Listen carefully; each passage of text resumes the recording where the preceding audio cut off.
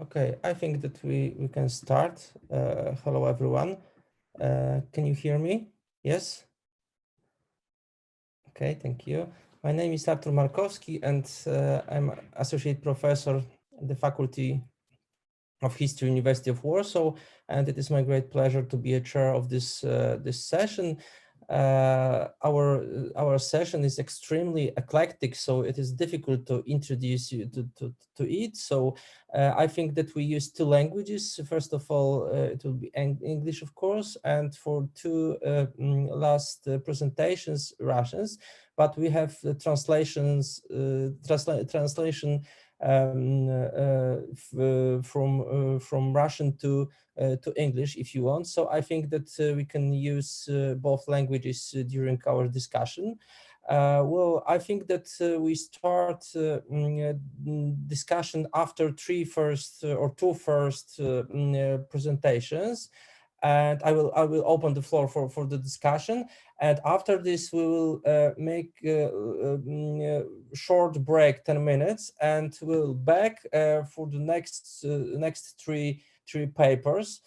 So please remember that you have only 20 minutes for your presentation, okay?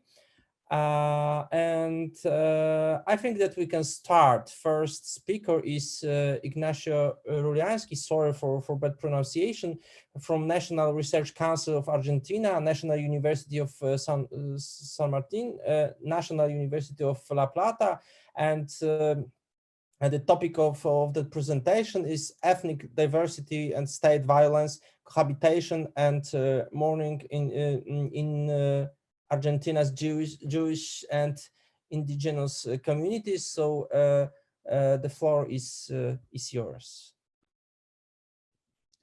Well, thank you so much for the introduction, and good afternoon to all of you, dear colleagues. It is an honor to be part of this panel with you, and I am eager to listen and enjoy your presentations, which all promise to be quite compelling and interesting. Can you hear me properly? Just checking before starting. Okay, that's great. So today I will share one of the key research questions that make up my postdoctoral project, which has to do with the contemporary relation between democracy and the cohabitation of cultural diversity. On this occasion, I will share with you some reflections that constitute the starting point of that project. Precisely, I'm interested in analyzing how different ways of witnessing the mourning of different groups based on ethnic diversity in Argentina are organized and instituted politically. My project starts from the understanding that the institutionalization of the recognition of cultural diversity speaks of the forms of organization of collective life as a society. Therefore, what does the fact that episodes of institutional violence and terrorism against native peoples and against the Jewish community of Argentina are not usually understood as aggressions against the Argentine community as a whole? For this purpose, I will share now a PowerPoint I made. So allow me to share the screen with you. Just 1 second. There, I think that you can see it now. So I will propose some sort of trip back in time. I will reconstruct a brief genealogy of institutional racism in Argentina and how different koshmar, that is nightmares in Yiddish, can relate to one another. These different experiences that I briefly introduced of mourning. So one of the main episodes, if you will, that I would like to focus in is also the AMIA terrorist attack that happened in 1994 when a suicide bombing run against the Argentine-Israelite Mutual Association headquarters at the neighborhood of Balvanera, also commonly known as Once, where 85 victims and 1 fireman were killed. And this was nothing short but the first and major terrorist attack in Argentina. And also it was the the biggest in America at that point, before 9/11, of course, still the major terrorist attack in Latin America, and also the major against the Jewish community outside Israel since the Second World War. So I will go back and forth with the AMIA case, which still has not found justice in the judicial system in Argentina, despite the fact that there were numerous processes that wound up in basically nothing but impunity. As I was saying, basically promising a trip back in time, now I'm going a little bit further in the past, and basically just like a century ago, when the tragic week took place. And I'm referring to also one of the major and first episodes of political violence towards the working class in Argentina, which was such a traumatic experience that it was labeled the tragic week. And this happened in January 1919, when the Argentine state was young and was already boasting about its distinctive and constitutive melting pot, a mixture of races and cultures that made up the newly born Argentinian citizen, who was born out of this offspring of immigrants. Yet the ruling oligarchy had feared the foreigner for about 20 years, that is, since the major immigrant waves brought thousands of Italian, Spanish, French, and Eastern Europe Ashkenazi Jews to the country, along with the Arabs from the Maghreb, who included also Mizrahi and Sephardi Jews.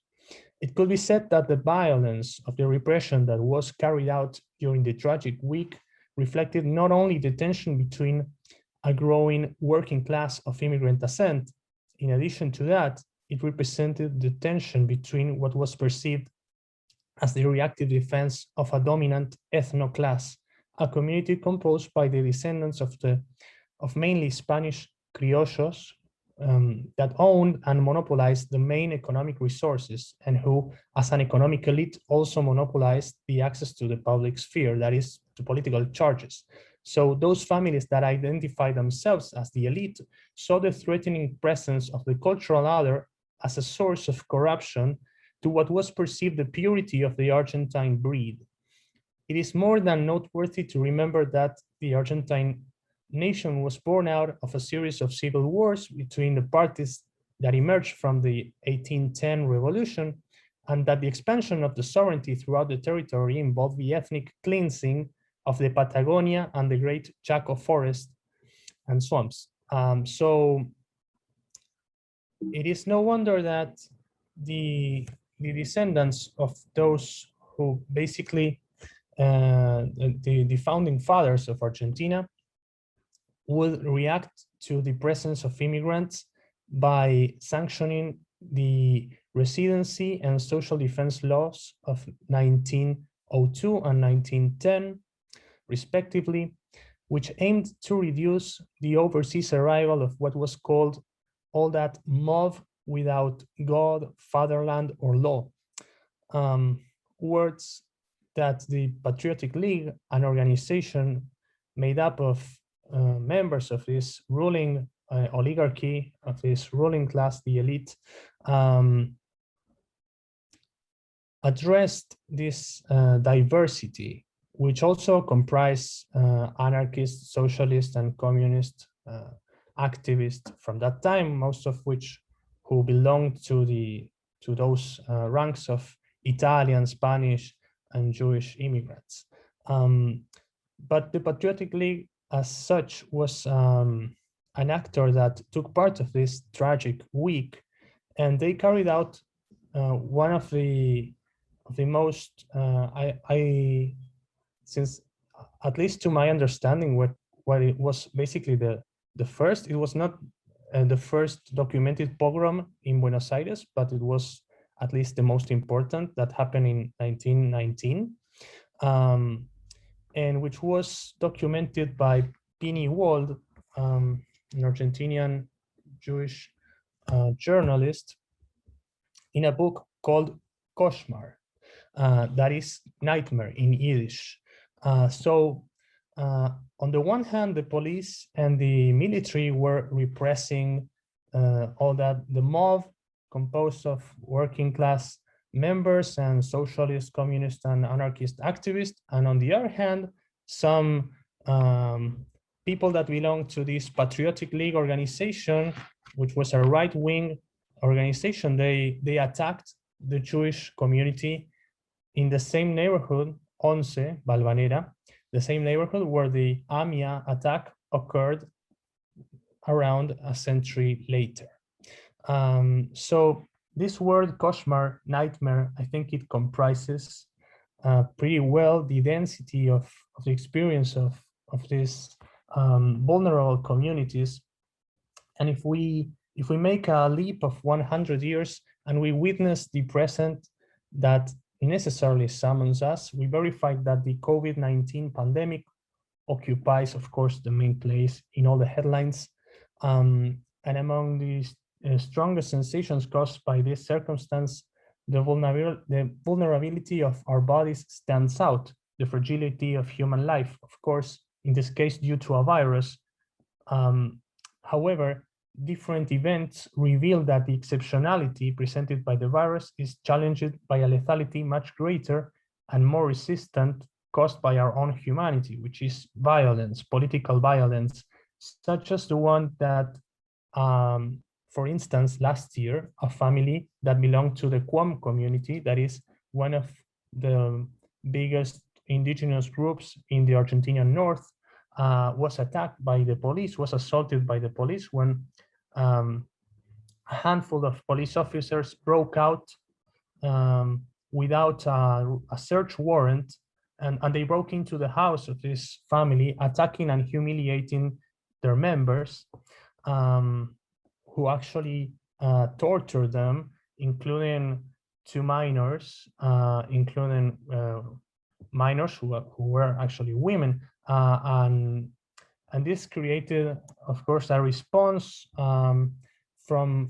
the Quam community, who mobilized peacefully, protesting against impunity towards this case, that involved a series of reactions from the Secretariat for Human Rights and the executive government of the province of Chaco. But in the end, nothing too serious happened. The police officers that were involved in the episodes were suspended, but that was basically it. There was no further consequence to the case. So just to show how different episodes of impunity can be related to one another, we can also take into account how communities of this Quam group, of this indigenous group, were also evicted, which is a reality that has to do with the precarity in which these communities live in Argentina, basically in the margins of society. So it is not uncommon to see land grabbing instances from these communities, because basically their habitational needs are not duly satisfied. Therefore, sometimes they occupy abandoned lands, and basically they do this in the margins, in the outskirts of the big cities. For instance, the Gran Rosario, Gran Resistencia, which are the outskirts of the capital cities of the provinces of Santa Fe and of Chaco here in Argentina. All in all, the year of the COVID-19, as I was saying, not only showed us, revealed us how the virus exposed, as I said, our bodies to a specific kind of vulnerability, but this vulnerability was also aggravated by other conditions that were, of course, pre-existing, which has to do with economic, with cultural, with social capitals, of course, but the ethno-national dimension of precarity, of vulnerability, is not so often considered, at least here in the Argentinian public discourse.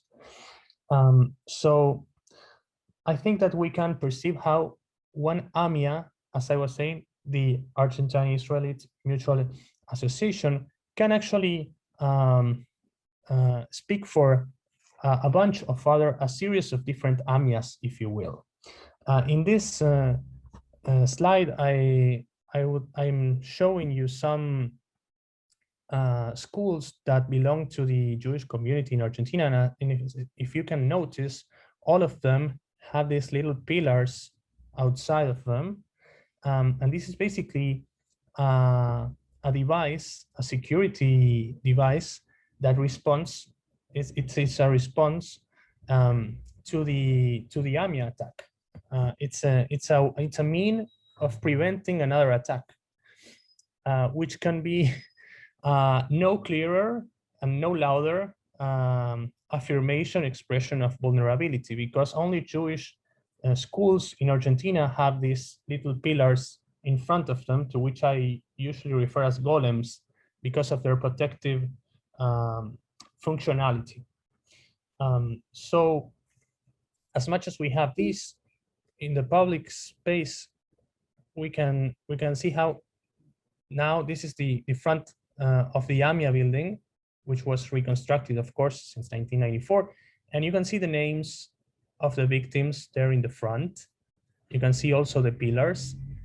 And the slogan that says memory and justice, which was not achieved, but there are different devices that also appeal to our collective responsibility to prevent these things to happen.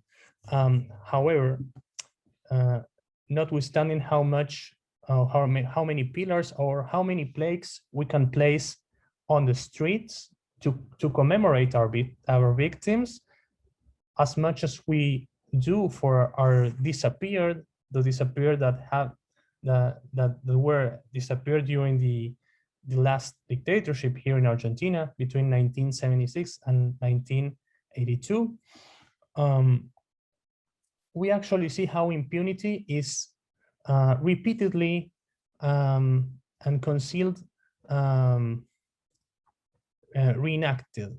Not only like a century ago, when we had that experience of the tragic week, when we had the first pogrom of importance here in Buenos Aires, but also now when indigenous communities are targets of repression, are targets of political and institutional violence, with no real consequences. So just to round up, and in order not to take so much time from my fellow colleagues here, I would like to conclude my presentation here. I know if I have some extra time or. Yes, of course. You can take 2-3 minutes more. Sorry, can you repeat that? Can you hear me? Yes, I do. You asked me about 2-3 minutes more, yes? And oh, okay. So all right. So I will round up. So this is a kind of chronicle of pain, if you will, a possible, arbitrary, and selective chronicle of pain, which of course I can expand this and include so many other events to establish the point. But I take this as a sort of, as I said, cornerstone for my postdoctoral project, which I have started 2 months ago. And I'm also referring to, I'm also considering a theoretical framework where thinkers such as Hannah Arendt and Judith Butler are my main references, basically because of their reflections on a particular feature of our humanity, which is the condition of not being able to choose with whom we cohabit the planet. That's why the problem of cohabitation is so central in my research and in this project that I'm briefly presenting to you.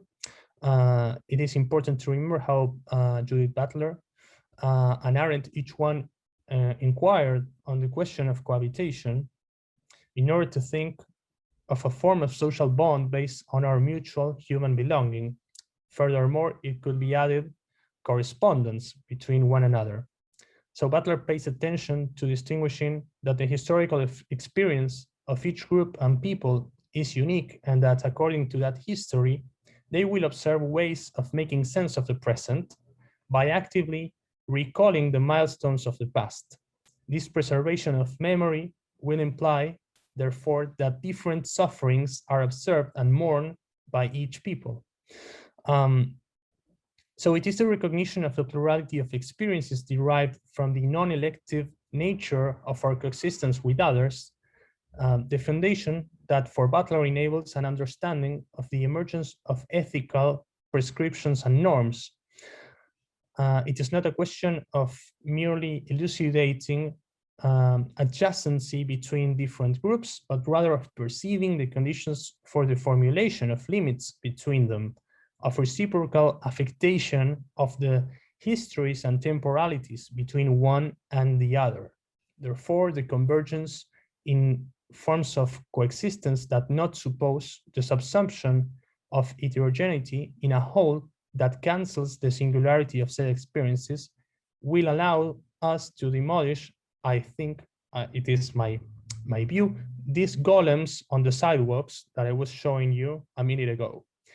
In short, in Argentina, to say the least, we are not used to thinking that these stories are related, but I maintain that there is no monopoly on nightmares, on koshmars, and that they should be mutually appealing to one another. Different groups are prone to experience them, and for each of them, the experience of grief will be different. That is the point.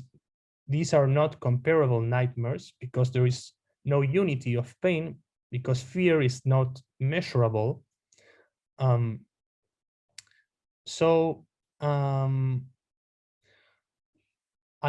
thinking of how I can transpose the notion that the AMI attack can be also, can serve at least to think of different possible AMIAs, little AMIAs scattered all around the Argentine landscape.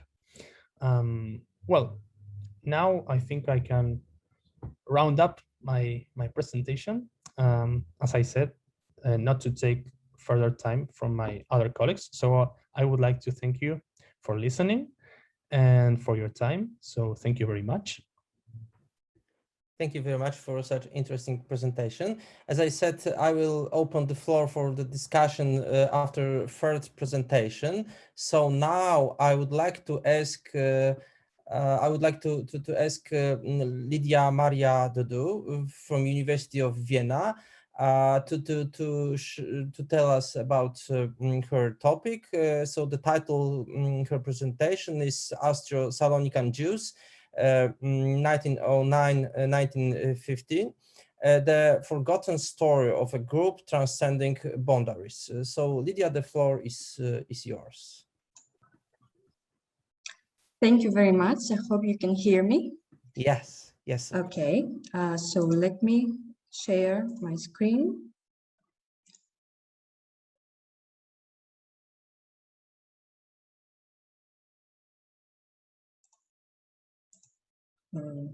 Okay, so I would like to present to you some preliminary results of my research in the Austrian State Archives and the Jewish Museum Salonika, which are part of my broader project regarding the mobilities of Salonika Jews to and from the Habsburg Empire. Here the time frame is 1909 to 1915, and I will explain myself later why this is the case. First of all, one might ask why Austro-Salonican, why would anyone combine these two adjectives? Well, it is known that Salonika Jews had a very strong regional identity, which was reinforced by the prevalence of designations such as Madrid, Israel, and so on. And of course, some of you might know the well-known example of Vidal Nahum, who, when asked by the French border officer what was his, I'm sorry. Yes. What was his nationality? He replied, Salonika. So we should not confuse this strong regional identity or overestimate it and lead ourselves to think in terms of exceptionalism, which seems to be the case sometimes in scholarly works. We should treat it, however, as a means of examining the influence of the homeland on these people. Moreover, Salonika had a great meaning for the people under examination here, since it was the entry point of the Haskalah movement in the Ottoman Empire, and it was something that they bore pride for, and they consider it to be one of their common grounds with the Western Europe and the civilized nations. Now, regarding the Austrian part of the identity, there were two trends among these people regarding this aspect. The first one was the adoption of elements from the Austrian surroundings, mostly in the case of those who resided in Vienna, and there were those who maintained more their Salonican-ness, if we could describe it that way. This distinction greatly depended on where someone settled, which in turn greatly depended on how permanent they planned this settlement to be. For example, there were some people who settled in Vienna.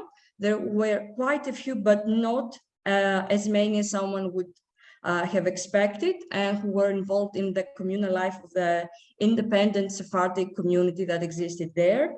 And there were others who settled, for example, in Lundeburg or Breslau today, and who cannot be found on the relevant registries of the local Jewish community, suggesting that if they indeed moved there and they were not just renting houses purely for bureaucratic reasons, they probably prefer to perform acts such as marriages in Salonika.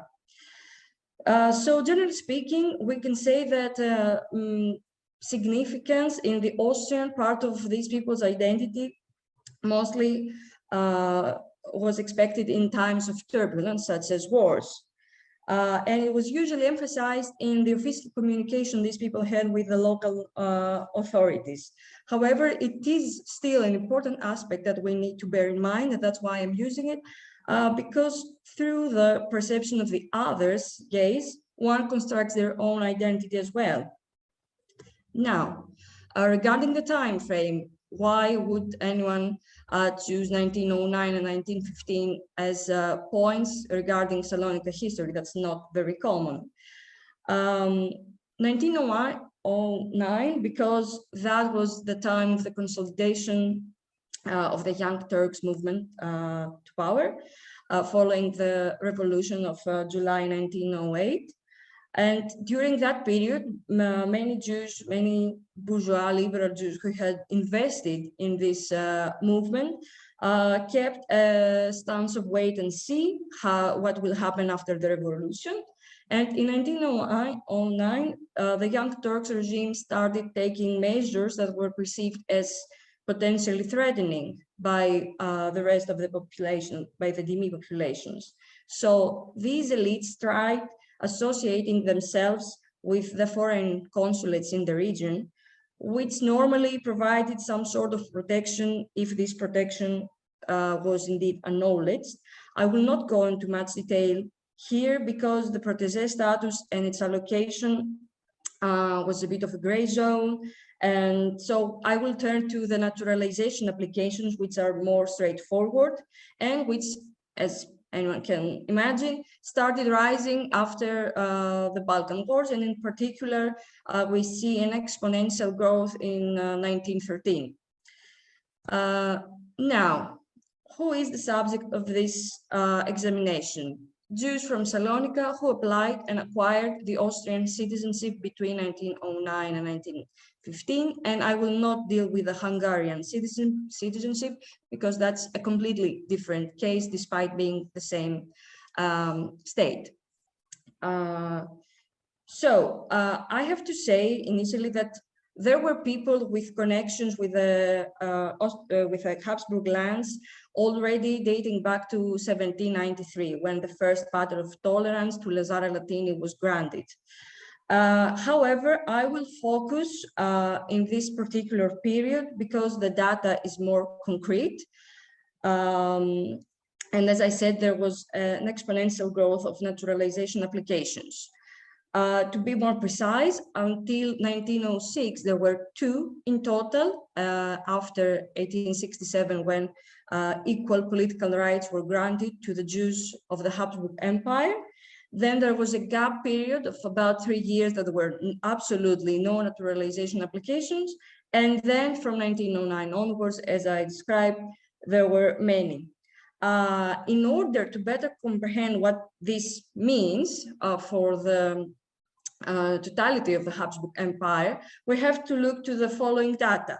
That is, there were in total from 1867, when equal political rights were granted, until 1918 and the dissolution of the empire, there were in total 123 applications. Out of them, 67 were from Salonika, and out of the 67, 60 were about Jews.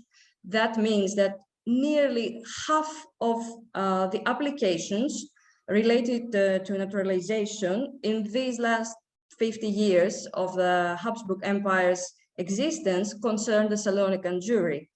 And hence we can deduct not only the prevalence of the Jewish element, but also the importance of these actors for the Habsburg state as well. Which brings me to the characteristics that made these people important for the Habsburg Empire. First of all, the majority of them, the large majority of them, were merchants, some with long-standing pre-existing conditions with the Habsburg lands, as I described earlier, such as the Alatini. Some others were protégés, and the income was a very important factor for the application to be processed more easily. For example, the first 12 applications were examined in 12 days only, and that happened with intervention of the Minister of Internal Affairs himself, because these 12 people were the elite of the Salonika Jewry.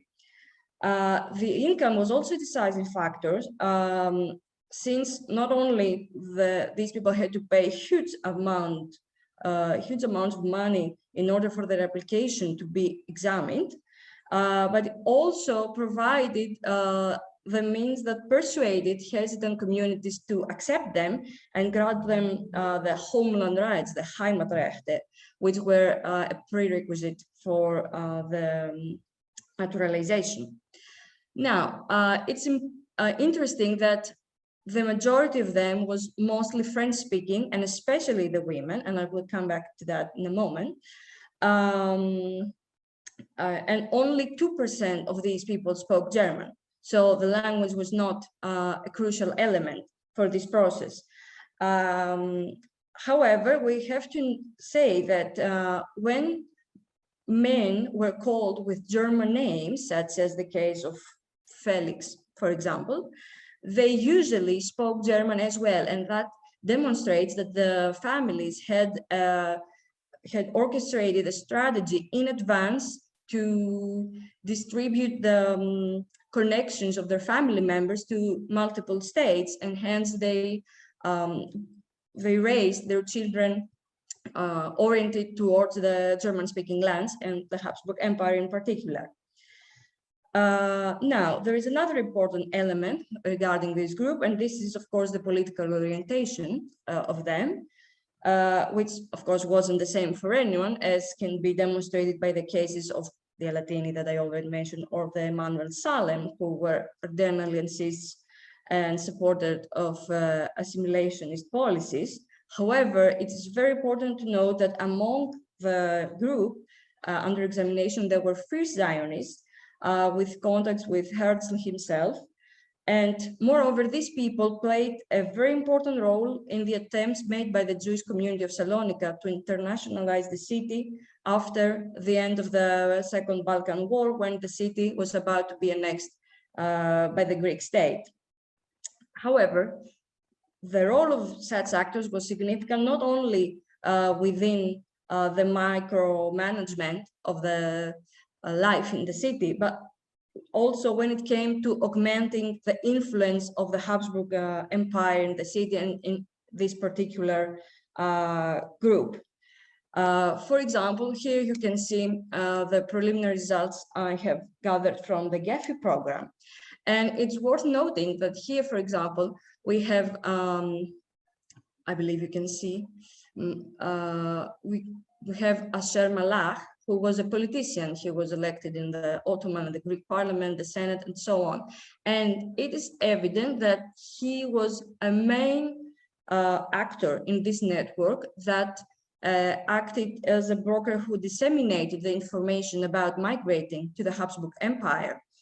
And it's worth noting because other actors that someone would expect would have higher scores in this program, such as here the Alatini brothers, who were much more affluent, did not have so high scores.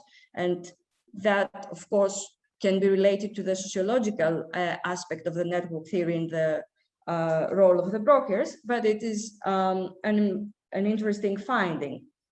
And also here, I would like to have a parenthesis regarding the role of women. For example, here you can see Rahel Malach, who was an important broker as well, but here on the right side, as we look on the slide, we see that she was an important broker because these oranges, yellowish nodes were important nodes in terms of eigenvector centrality. That is the relationship she had with equally significant nodes in the network. So we can see that women such as Rachel, which is the most prominent example, but others as well, they were not only brokers between families, which someone would expect, but they were active agents of their own, making applications, taking passports of their own, which was not very usual, becoming guardians of their children on their own, which was also not very usual. So by examining these naturalization applications and the data that comes along with them, we can reevaluate the structure of the traditional Salonic and Sephardic family in the time. Now the question is, how did the Habsburgs perceive these actors? We have differentiated treatment here. So for example, we have Abraham Asio, who forgot to renew his registration by the consulate, and hence he was deprived of his Austrian citizenship. On the contrary, we have Samuel Modiano, who was the president of the Jewish community of Salonika when he applied for the Austrian citizenship. And the consul emphasized this fact along with the importance of the Jewish community of Salonika in total for the Ottoman Jewry, somehow accelerating the acceptance of his naturalization. And we have then the case of, for example, Hanania Mordechai, who was granted the naturalization, but was not allowed to ask for support from the consulate when it came to dealing with the local authorities. Also, Emmanuel Salem, for example, who was a well-known lawyer and also a member of the parliament at the time, and who, in order to be naturalized, first of all, exposed the consul by addressing directly to the ambassador. And also the consul himself, in order to get him the naturalization, lied a bit to the central agency. So there are many more cases, but all in all, we can say that the Austrians had a variety of attitudes vis-a-vis these people, depending on status, wealth, possible benefit and profits, as well as the closeness and the personal relationships between them. Now, I would like to close by returning back to my title and saying, why were these people, after all, transcending boundaries? Why would anyone say that? And first of all, they navigated through different mental boundaries by combining different identities and alternating between the different aspects of their identities in order to achieve specific goals and depending on the audience they address to. And also they transcended actual boundaries by going and settling into places that the Sephardic presence was not a given and they weren't pre-established connections necessarily. So by examining these people, we can enlarge the spectrum of options we thought these people had in the period of transition to modern nation states, and reevaluate our discourses about their survival strategies. Thank you for your attention. Thank you very much, Lida. And I would like to ask Walter Kopman to present his presentation, and after this I will open the floor. So Walter, the floor is yours. Walter is represent National Scientific and Technical Research Council, University of Buenos Aires, and the title of his presentation is The Jewish Working Class of Buenos Aires, 1905-1913. So Walter, the floor is yours, please.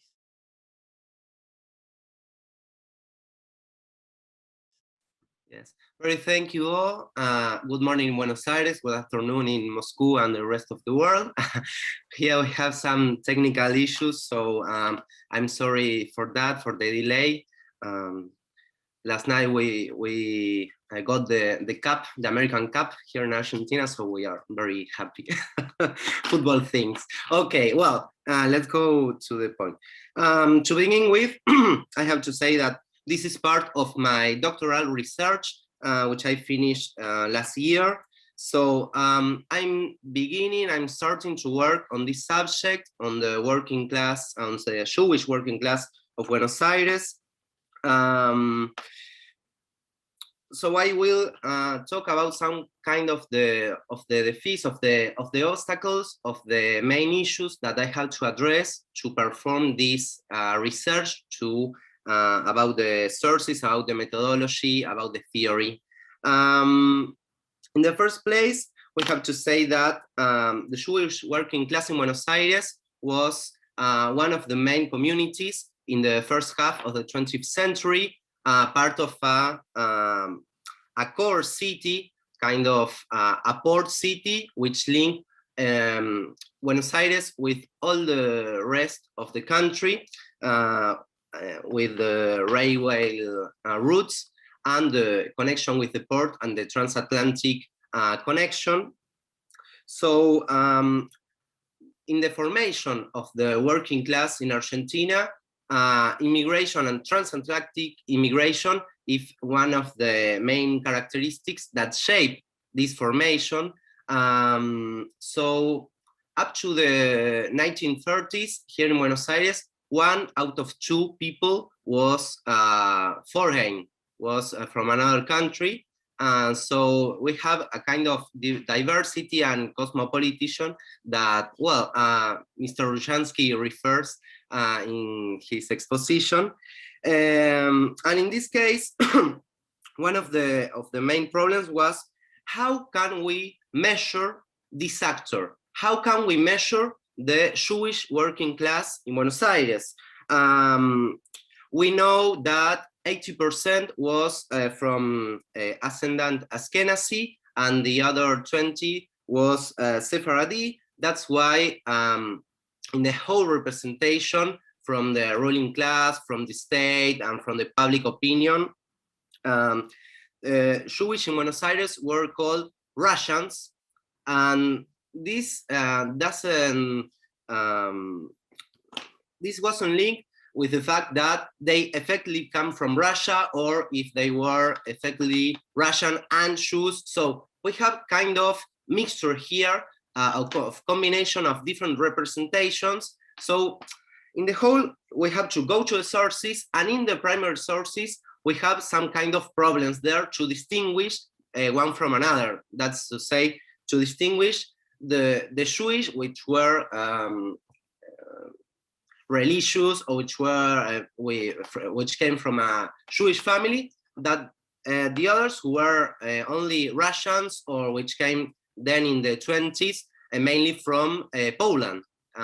In the 20s, when the United States closed the immigration to this country, Argentina was one of the main destinies for Jewish population. So during all the decade of the 20s, Polish people come here to Buenos Aires. So we continue with this kind of Russian thing, which has a big representation, and that's why that's what I want to explain now.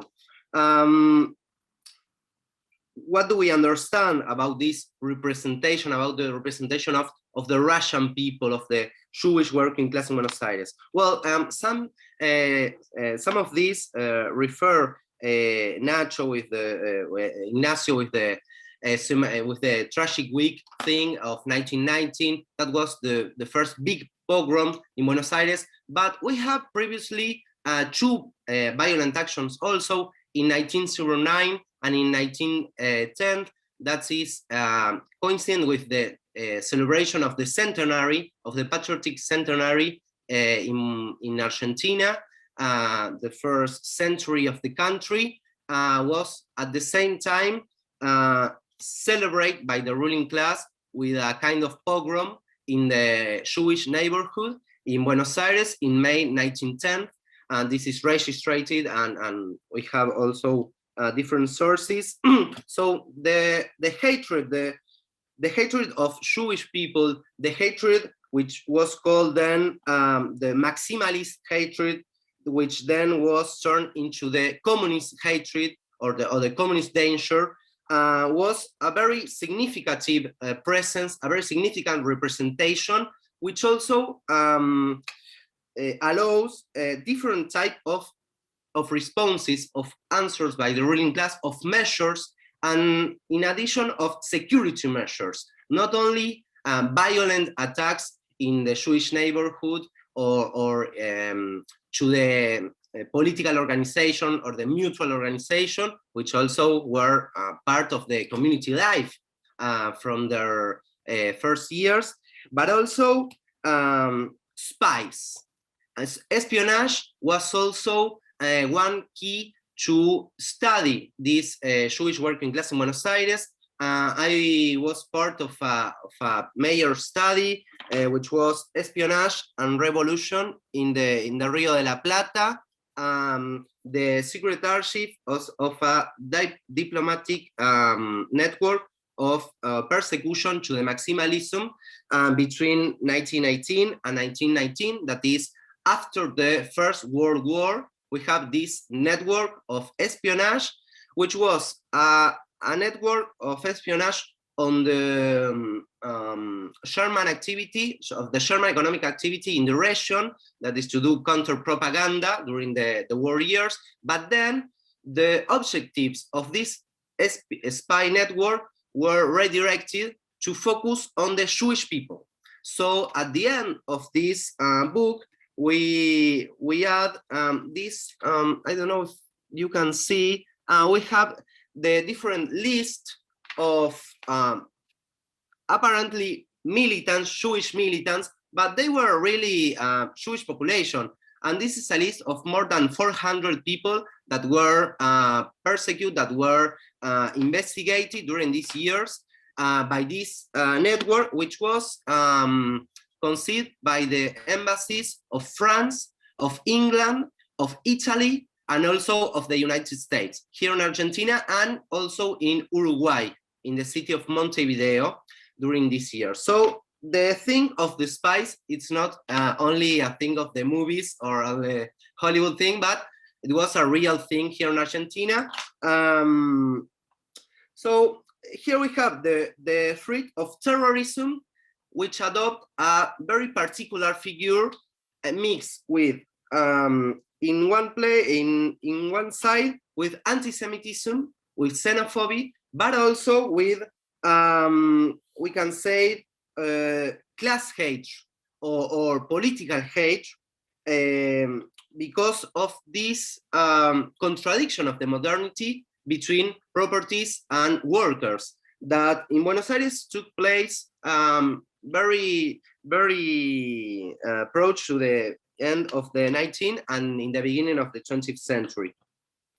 To address the study of the Jewish working population in Buenos Aires, one of the main sources was also because of the difficulty to read Yiddish. Actually, I'm studying, and the last month I was studying Yiddish, which is very difficult for us to pass from the Spanish to the Yiddish and to the German as well. That, but it's also to acknowledge this full world of senses, of manners, of costumes, and that I think it's one of the most difficult things. So in order to solve this problem, apart from studying the Yiddish to read, or mainly to understand, maybe some words or some key phrases which we can interpret then, we use also the vision of the non-working, of the non-Jewish working class.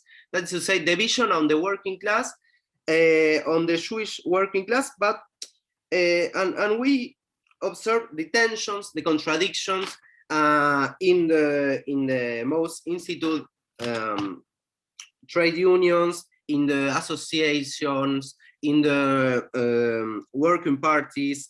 So we observe that apart from the negative stereotypes which shape the vision of the ruler class, we have also a positive stereotypes, because this Jewish working class also organize, also fight. They build their own, they were called Vereins, their own trade unions. So they tend to build a class identity which was very combined with this ethnic identity, and which was also combined with these all stereotypes that shape what we call the world of work. And it was a very Yiddish world of work. That is why we want to advance in this research. We had a lot of difference between, there was a big gap indeed between those who carry their trade, because they were woodworkers, there were tailors, there were bakers, or the others that don't have a trade. The ones were called balmelojes, that were like they have like kind of a top hierarchy over the others. We have the cuentenics, which were the ones who trade there in Buenos Aires when the trade circuits weren't so developed. So there was a world full of senses that we had to discover. The concrete conditions in the working places were very terrible. We have big factories, but we have also big factories like the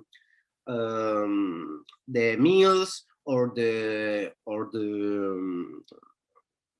meat factories, but also we have the little workplaces which were called boliches.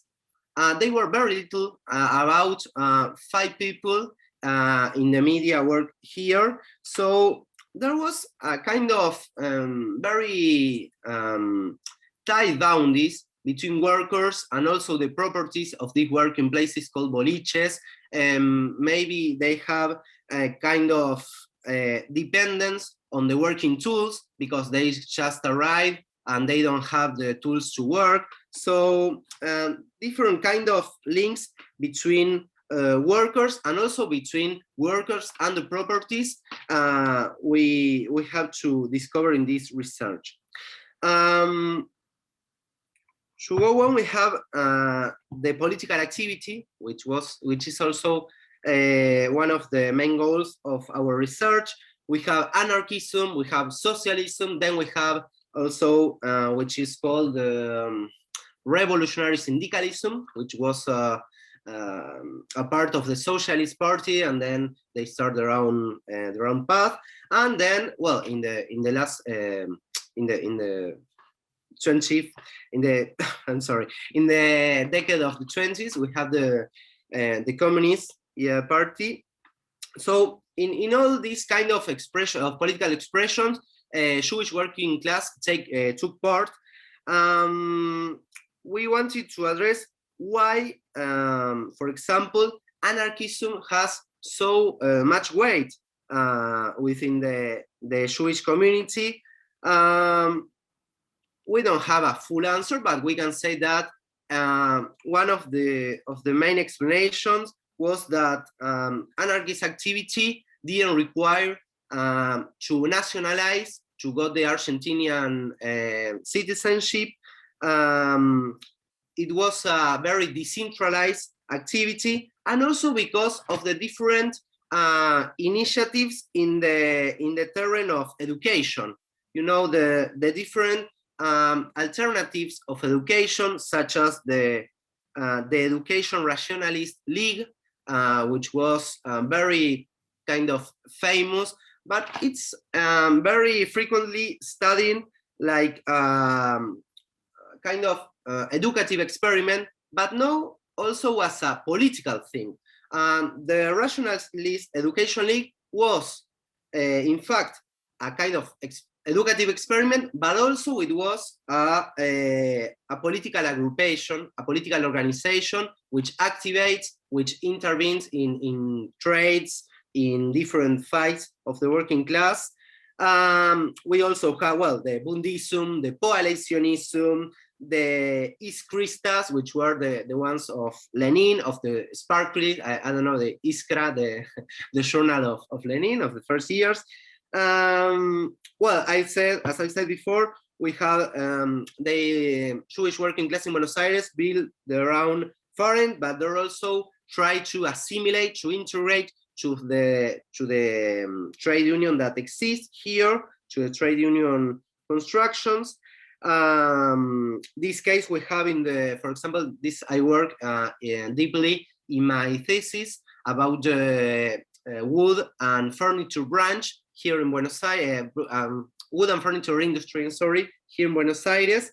There in this industry, Jewish working class had their own committee. It was called the Israelite Committee, and there were a lot of tensions about this because non-Jewish workers had kind of suspicious.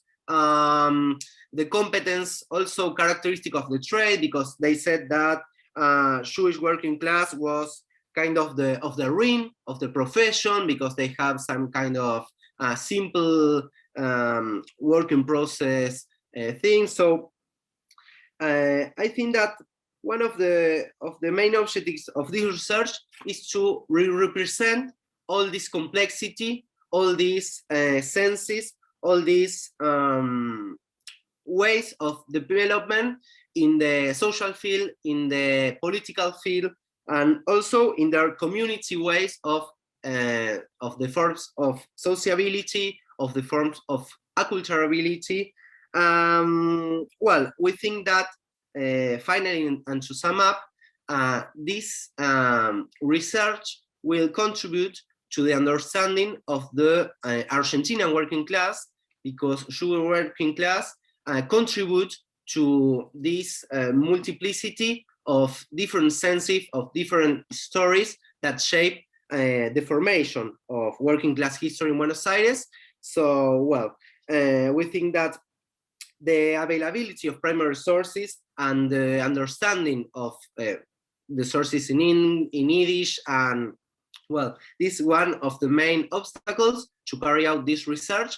But we think that with the combination of Yiddish sources on one side and the vision of the non-Jewish working class, we can have like a very approximately result to a fitted-in image of what was really the life of Jewish working class in Buenos Aires. Well, thank you very much, and sorry for my terrible English.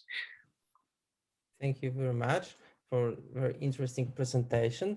Okay, now I would like to open the floor for the discussion. So please remember that we will discuss 3 presentations given by Ignacio, Lida, and Walter. So if you want to ask question of or give us remarks or commentary, please raise your hand or give the question by chat. So the floor is open, please.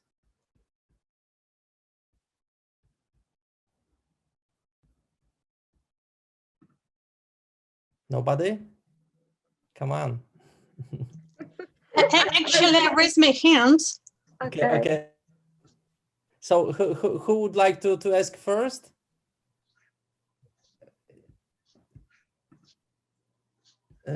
Margarita, it was you? Yeah. So please, yeah. Okay, thank you so much. First of all, thanks for the 3 exciting presentations. And since I'm a sociologist, I'd like to ask a question about the Jewish working class. And my question is about this identity. I mean, obviously, those people who fall under the social category of the Jewish working class, obviously they identified themselves as Jewish, and well, as it's quite obvious from the presentation, they acted as well the working class, joining the movements and self-organizing and things like that. But my question is whether they identified themselves as this single identity, the Jewish working class, not just Jewish and working class as 2 distinct identities, but as one identity, and also which other identities came up relevant in this regard, maybe gender, or rather women in these Jewish working class movements with their distinct interests. So that's it.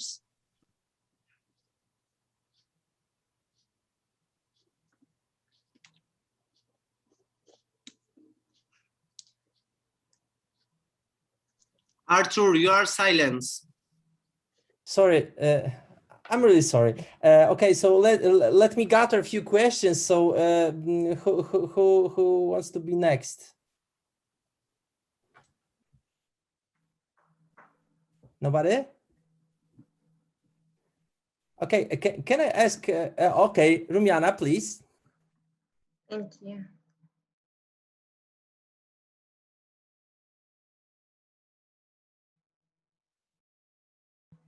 Okay, thank you. Can you hear me? Okay, thank you. Well, I would like first to congratulate the 3 of the speakers for their very interesting presentations, and also to congratulate the colleagues from Argentina, from the Copa America. So it's a really great thing for you. We have also tonight the European game. And so I have some questions and some comments to the 3 of the speakers very, very briefly. And to Ignacio, if you allow me, to use your first names, may I ask you what is the level of anti-Semitism today in Argentina? Is there an everyday common anti-Semitism in the society, or something like politically imposed from above? And maybe if you can compare it to the levels of anti-Semitism in Europe. So this is my question to you. And by the way, the word koshmar is the same in Bulgarian. In Bulgarian, we also use koshmar for a nightmare, although Bulgarian Jewish community is Sephardic, not Ashkenazim. And to Lydia, very interesting presentation. Actually, she already answered my question. I was about to ask what was the criteria for the Austrian citizenship to be granted, but you very well explained. And I just would like to mention that we have very similar practices here in Bulgaria, in the newly established Bulgarian state at the beginning of the 20th century, and especially with the Jews from Filipopoul, Plovdiv, which is also a very important city after Salonika here in the region. It was the next very important multicultural and multi-ethnic city. So many Jewish from Plovdiv, from Filipopoul, they were granted such citizenship, and they use the same criteria, you know, mostly merchants, wealthy people, some of them paying for this, bribing officials, or you know, just using their personal connections to the authorities. So just wanted to share that we have the same practices, similar practices here. And you mentioned French speaking in Bulgaria. Actually, they were Ladino Spanish speaking, but it's more or less the same case. And very briefly to Wouter, very interesting presentation as well. I just would like to ask you if we, given the two main images of the bad Jew, you know, that not only the Nazi propaganda, but all the anti-Semitic propaganda uses. One is the image of the capitalist Jew, you know, sucking blood and, you know, all those things. And the other one, the other bad image is the Jew as an agent of the Bolshevik evil. So is this the case in Argentina in the period that you spoke about, that many Jews were associated with this particular image of the Jew as an agent of the Bolshevik evil? Thank you very much. Thank you very much. Okay, so maybe the third question or comment. Okay, so I thank you so much for three extremely interesting presentations. You know, the Сэфер conference is really international. I think it is first time when I see the colleagues from Argentina. It's very, very interesting for me, especially that I have a question. Well, I know the book written by Mariusz Kauczewiak. It's the book Polacos in Argentina, Polish Jews, Interwar Migration and the Emergence of transatlantic Jewish culture. I don't know, you know this book or no, but what is interesting for me that one of the result of Mariusz research is the question of the importance of Poland in the Jewish imaginary and also in the Argentinian imagery. Yeah. And my question is, how was important the transfer of the patterns or scams of or the violence of anti-Jewish violence from Europe to Argentina, or also the organizational life? I mean the question of organizational life of the workers, for example, because we know that we had Argentina is a country of immigrants from Europe. Also, most of them were Jews, yeah, and they were come with them from Europe. Many imageries, many scams, many practices, social practices. So how was important this luggage from Europe for the social life and Jewish and non-Jewish relations in Argentina? Thank you very much. Okay, so I think that we can then give the floor for our authors. So Ignacio, you are first.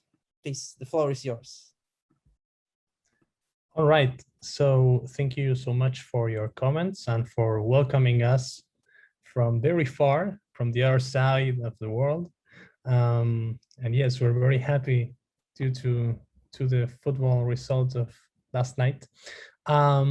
So To begin with, I think that Lumiana's question is very, very interesting, because if we had to compare the characteristics of anti-Semitism today in Europe, for instance, in relation to Argentina, to the situation in Argentina, I would say it's quite different, because nowadays what we can assume as one of the most relevant political challenges for the liberal order, for democracy, for the European Union in the old continent is the emergence of the new right, of political parties and movements from the right that not only express Islamophobia, anti-refugee policies, but also LGBT, rejection to the LGBT community, but of course anti-Semitism as well,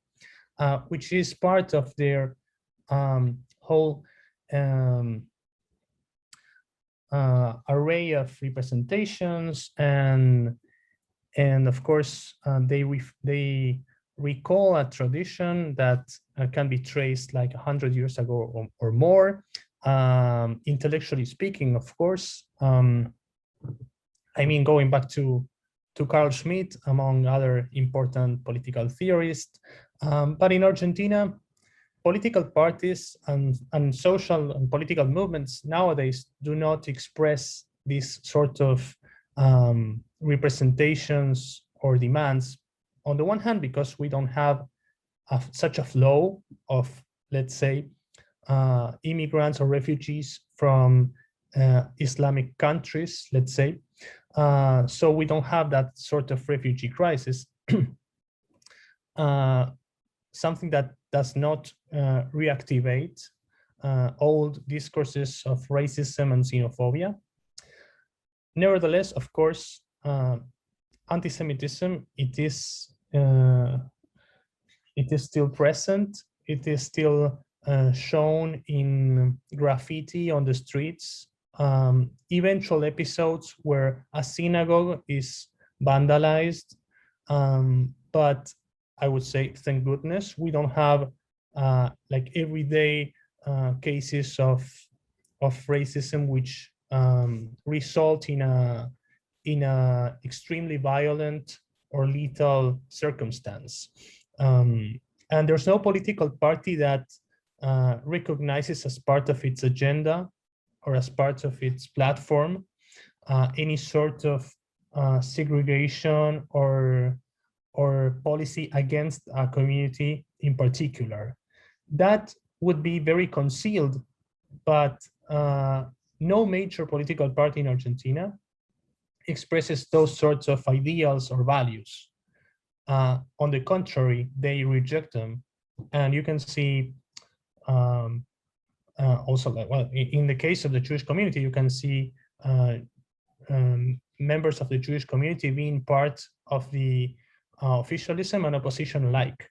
So it is not uncommon to see Jewish legislators, including the actual governor of the province of Buenos Aires, who is Jewish, which is of course something rather new because he's the first Jewish governor of the province of Buenos Aires. But still, it's quite relevant to speak for the situation also. So I would say that on the one hand, anti-Semitism is still present. Of course, it can be seen on the streets. You can hear sometimes insults towards members of the Jewish community in certain neighborhoods, and of course that anti-Semitism it's also present in the way that some insults are expressed, where prejudices come to life, right? When someone is called as stingy, like, you know, associated with a Jewish identity, but fortunately we don't have, as I say, very violent attacks. That is not so common, and it's not imposed from above, not from any political party. There is one political party that it's that confesses its anti-Semitism, but it's very minority from the extreme right wing, but it hardly ever even passes the threshold in elections, so it's not really relevant. And it's also quite interesting that the Koshmar award is also shared in Bulgarian. I didn't know that. Thank you for telling me. And maybe then we can talk some other questions also with Walter here that had to do with the Jewish community and perhaps the working class. Maybe you want to take that. I don't know, my colleague, if you want to continue with that. Okay, but let me keep the line, how to say it. Oh, sorry. Maybe so if you want to say something more, so please. If not, I will give the floor to Lida. So. Oh, no, please go ahead. My Okay. mistake.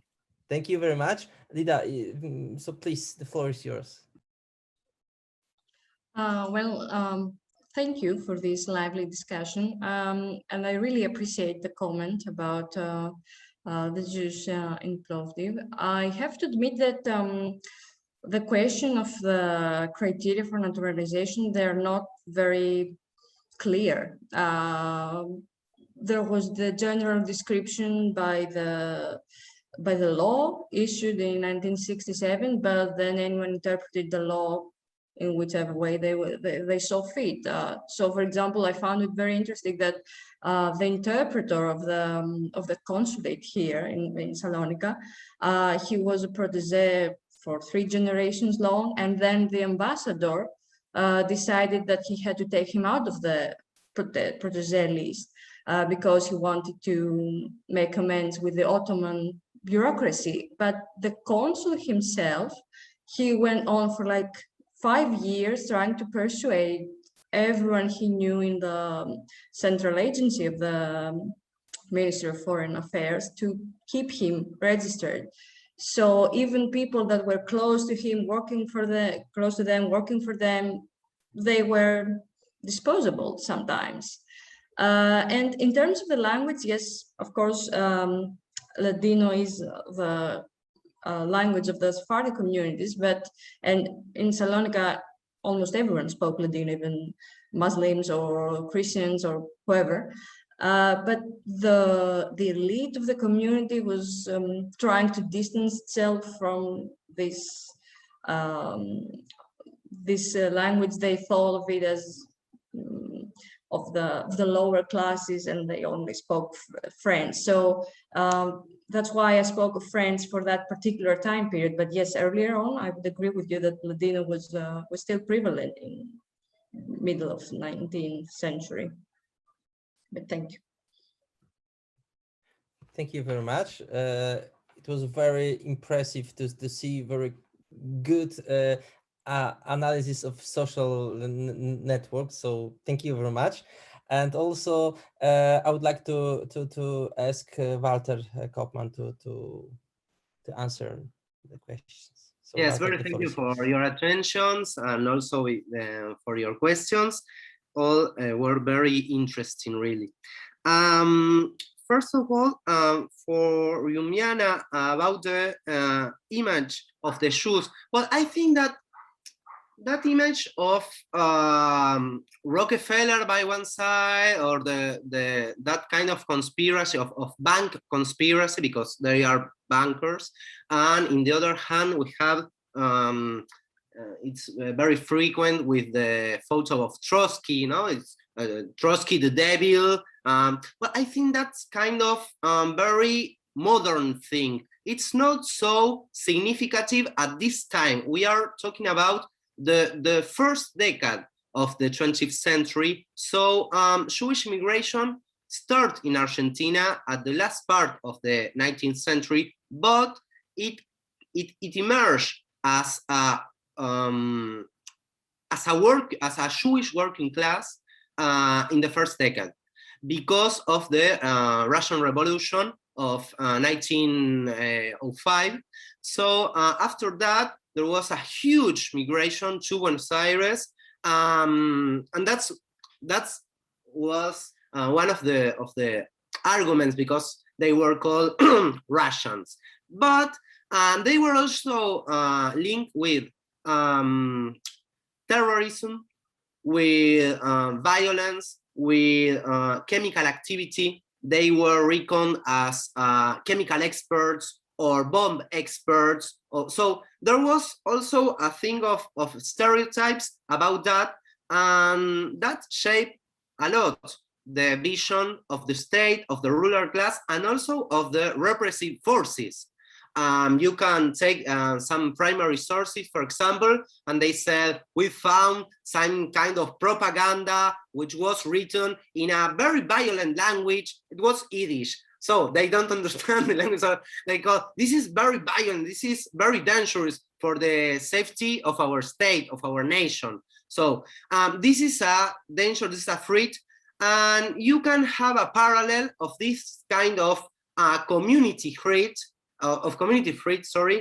here in Buenos Aires with the Catalan community. Catalans and Jewish workers were the two devils, the two main threats, the two main dangers for state security, for national security, because of their political knowledge, because of their very commonly also distinguished and leadership role in workers' organizations, in mobs, in fights, in social fights. So I think that it's very contradictory, or it's like a kind of paradox, because Jewish in Argentina were not really numerically big or significant. They were, in fact, but not so, not at the level of, for example, Spanish people or Italian people, but they were very politically significant. So I think that the image of the Jews here are very linked with terrorist thing, with this kind of doming, of chemistry, of bombs. So that I think it's okay for us. Well, then the question of Margarita, I think that is the main question. It's like the tension between the worker identity and the ethnic identity. That's all the thing. That's the tension itself. It's the thing we have to deconstruct. We have to explain, because, for example, in the anarchist newspaper called La Protesta, which was one of the main Latin American newspapers because it was released daily, and it has a lot.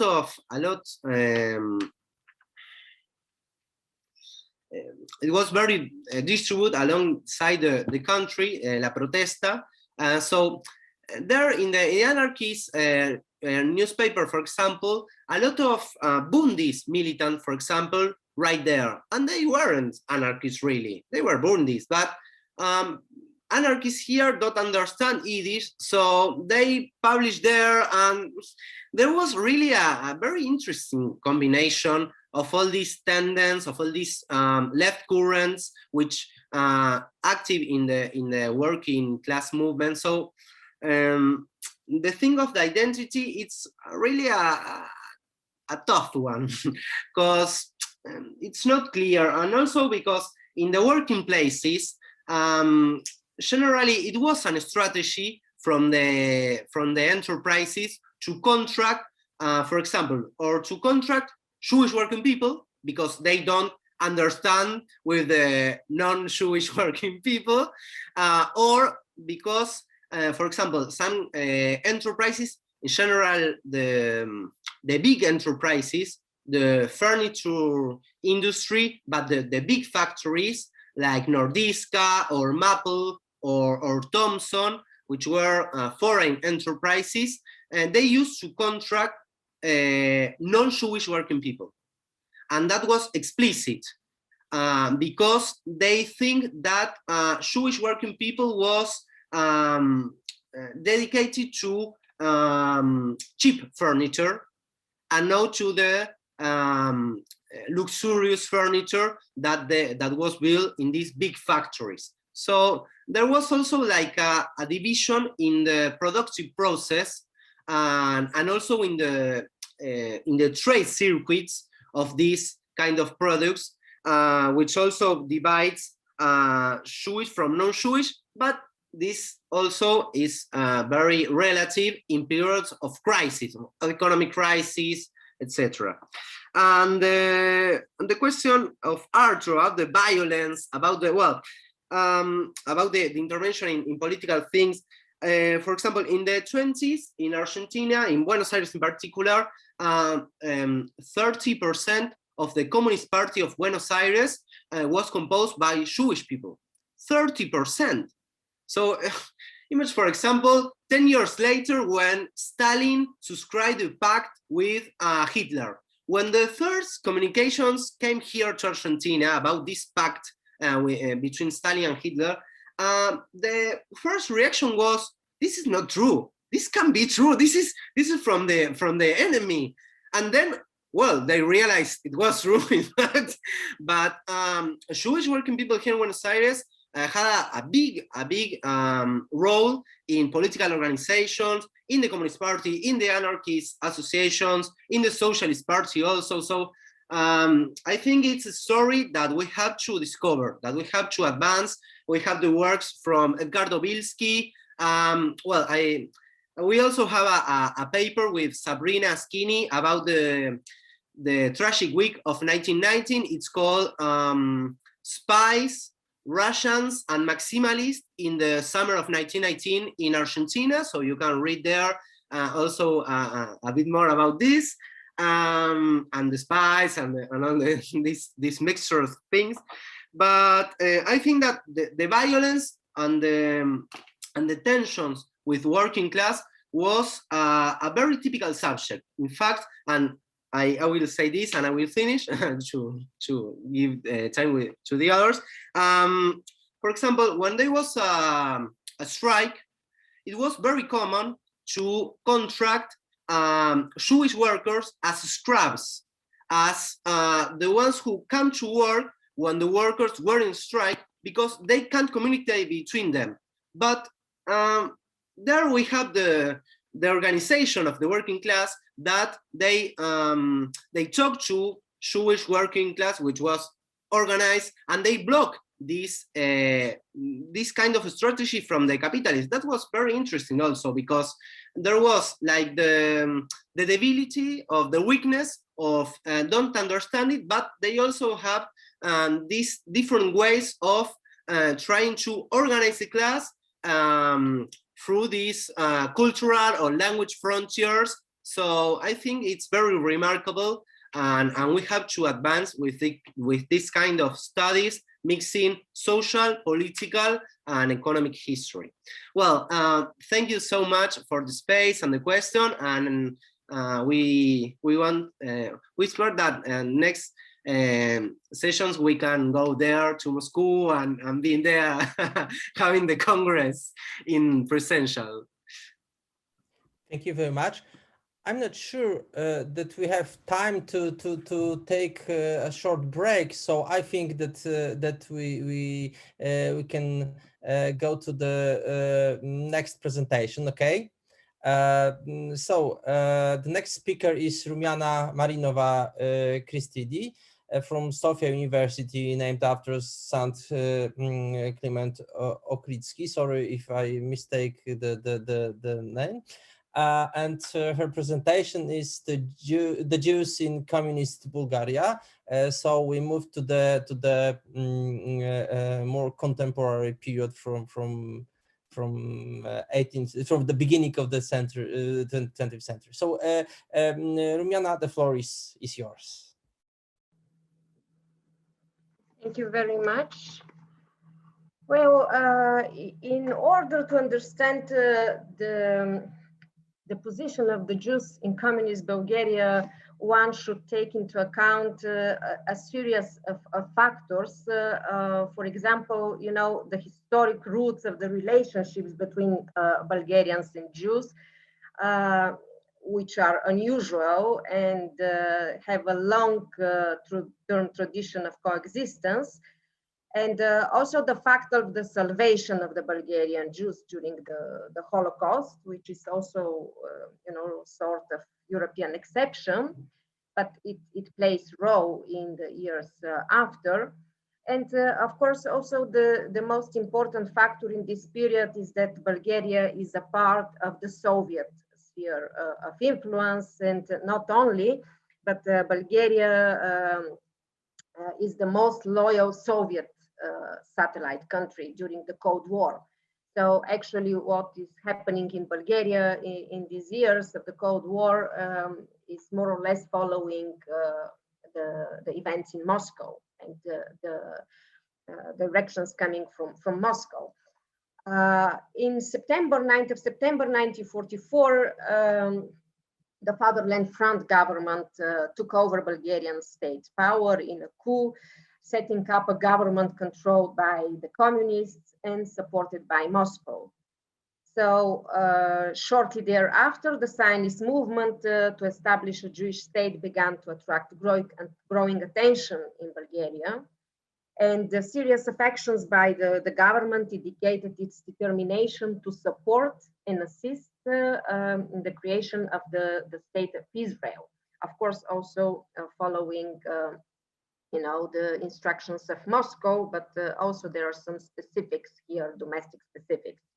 I will mention it later. So already in September 1944, the Minister of Foreign Affairs spoke about free emigration of Bulgarian Jews to Palestine, while the Minister of Propaganda declared the readiness of its coalition government to support an independent Jewish state. And the operation of the Palestine Committee was restored, having as its main priority the organization of the Jewish immigration to Palestine. An important element of this, it's Fatherland Front, it's a coalition government, but actually the main power were the communists in this government. So it's an important element of this policy was touching on the Jewish issue was the preparation of the trial against the war criminals. According to the armistice agreement signed by Bulgaria with the Allies in October 1944, the country was obliged to try those responsible for the wartime alliance with Germany. So it's a little known fact that the 7th division of this People's Court, it was called the People's Court in Sofia, constituted actually the first tribunal in Europe to prosecute crimes committed exclusively against the Jews.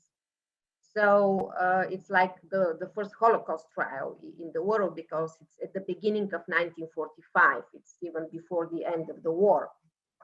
So the court examined what happened to Bulgarian Jews in the context of the Nazi final solution and the Bulgarian authorities being allies of Nazi Germany. So 64 people were accused of participating in the Hitler's plan for extermination of the Jews, and it's the leadership and staff members of the Commissariat of Jewish Affairs, and actually we have 2 death sentences issued by the court. So during the early post-war years, the Bulgarian Jewish community faced an uncertain future. It was the most intact Jewish community among the countries that had been German's allies, with some almost 50,000 Jews who survived. Actually, the whole Jewish community in the borders of the Bulgarian kingdom survived. And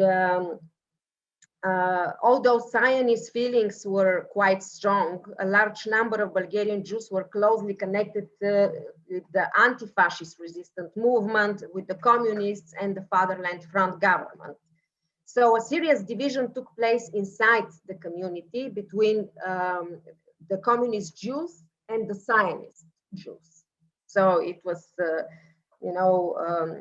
it was not an ideological, not a class conflict as the Marxist historiography attempted to portray it later on.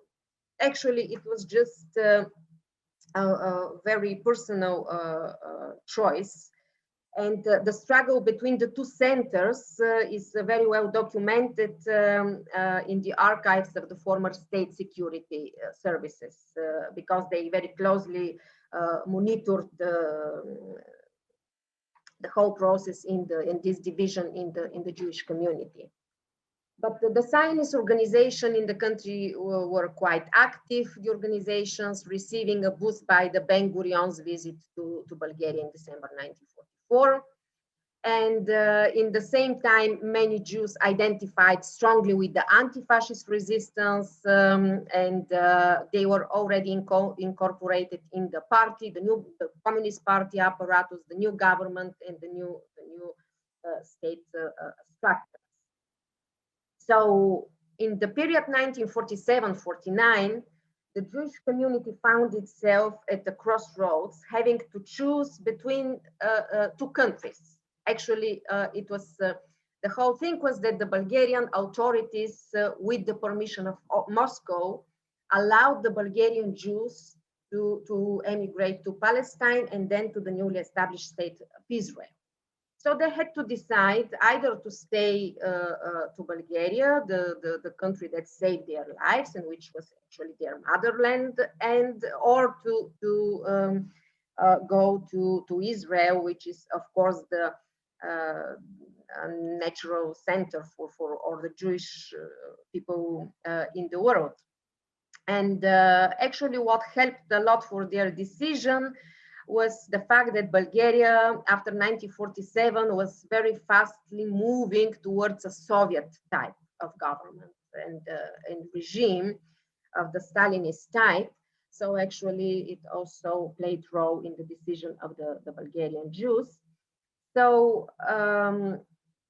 actually, the position of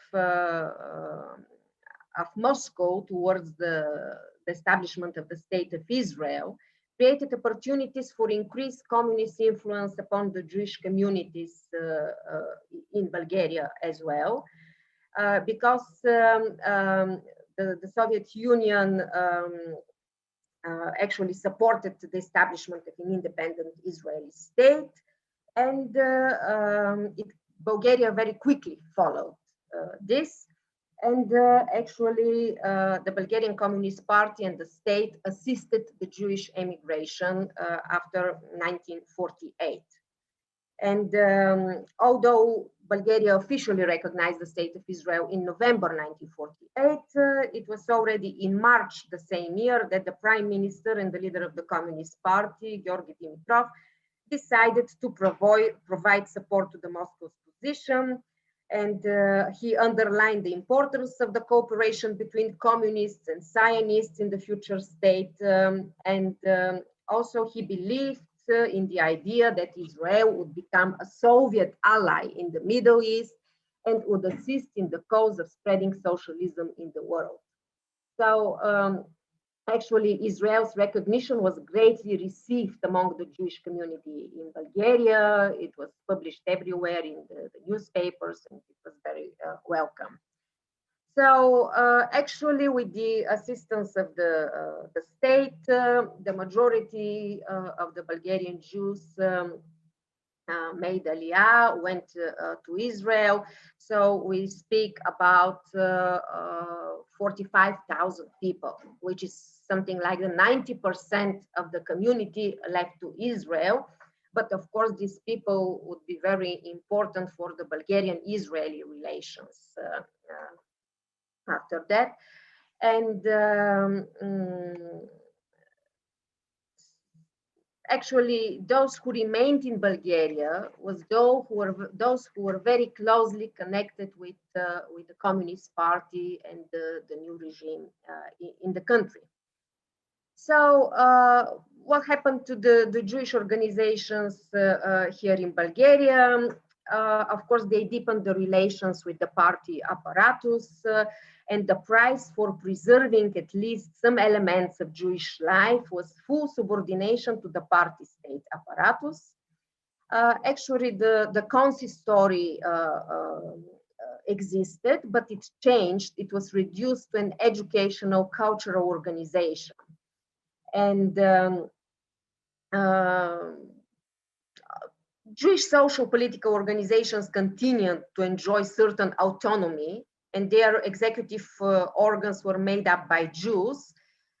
They also published, their annual Gudishnik, also magazine La Estrella, but of course it was under the control of the Communist Party. Actually, the synagogue was open. Formally it was open, even some events took place, some religious holidays, but later on, in the later years of the socialism in Bulgaria, actually they started renovation of the synagogue, which lasted for so many years that in practice it was closed for some very big long period of time. So during the 50s, the Soviet-Israeli relations began to deteriorate, and we know about those things, but it also affected the policy towards the Jews in Bulgaria. And actually all those periodical anti-Semitic waves in the Soviet Union, they always reflected, of course, in Bulgaria in a much milder way, not that bad, but one way or another, there must be some, actions here in Bulgaria to follow. So in the period between 1953 and 1956, followed the changes that took place in Moscow's policy and the directives emanating from there. After the death of Stalin in March 1953 and Beria's removal from power, and the recognition by the Soviet Communist Party that the Jewish doctors had been unjustly accused, it's the plot against the Jewish doctors, Soviet Jewry regained confidence, although not for long, because the Suez crisis, and in particular the events in Hungary in 1956, again affected the regime's stance toward the Jews. And we have, after 1956, another anti-Semitic wave. So another important year, of course, in 1967, which became a turning point for, for Israel and the Jews. And the newspaper, the official newspaper in Bulgaria, the newspaper of the Communist Party, Rabotniche Skudelu, followed closely the events in the Middle East, providing coverage through the whole year, 1967. And of course, Israel was assigned the role of straightforward provocateur, participant in a conspiracy financed by the CIA. So the Bulgarian Jews had to also publish, in the Jewish magazines and newspapers, some articles and statements condemning the policy of Israel in the Middle East. As a result of the Arab-Israeli War, the Six-Day War, the Soviet Union and all the countries from the Eastern Bloc, with the exception of Romania, broke off diplomatic relations with Israel. So actually, it was a very short period of diplomatic relations between Bulgaria and Israel. But actually, because of this very big community of Bulgarian Jews in Israel, who remained in touch, and they were allowed somehow to remain in touch with their Bulgarian relatives, with Bulgaria, to visit. we will see in the years after 1967 that Sofia will become unofficially something like a mediator between Moscow and Tel Aviv. So many of the talks between the two countries unofficially went through Bulgaria. And also, you know, having in mind this special attitude of Jews towards Bulgaria because of the Holocaust period. But regardless of the absence of serious repression against the Jews in Bulgaria, the period after 1967 was generally unfavorable for the Jews. The new anti-Semitism was seen in the policy adopted by the Central Committee of the Communist Party, aiming to remove Jews from leading positions, mainly on the ideological front. So actually the Bulgarian response of the events in Moscow and the anti-Semitic waves in Moscow is usually, you know, yes, we have to do something, but not just to go against the Jews. Bulgaria is not anti-Semitic. The communist leader of Bulgaria, Todor Zhivkov, was not anti-Semitic himself at all. On the contrary, you know, he created a legend around his name that he contributed for the salvation of the Jews. And but something had to be done. What to do is to remove the Jews from the ideological front, from position of ideological front. But actually they were transferred to the economical front.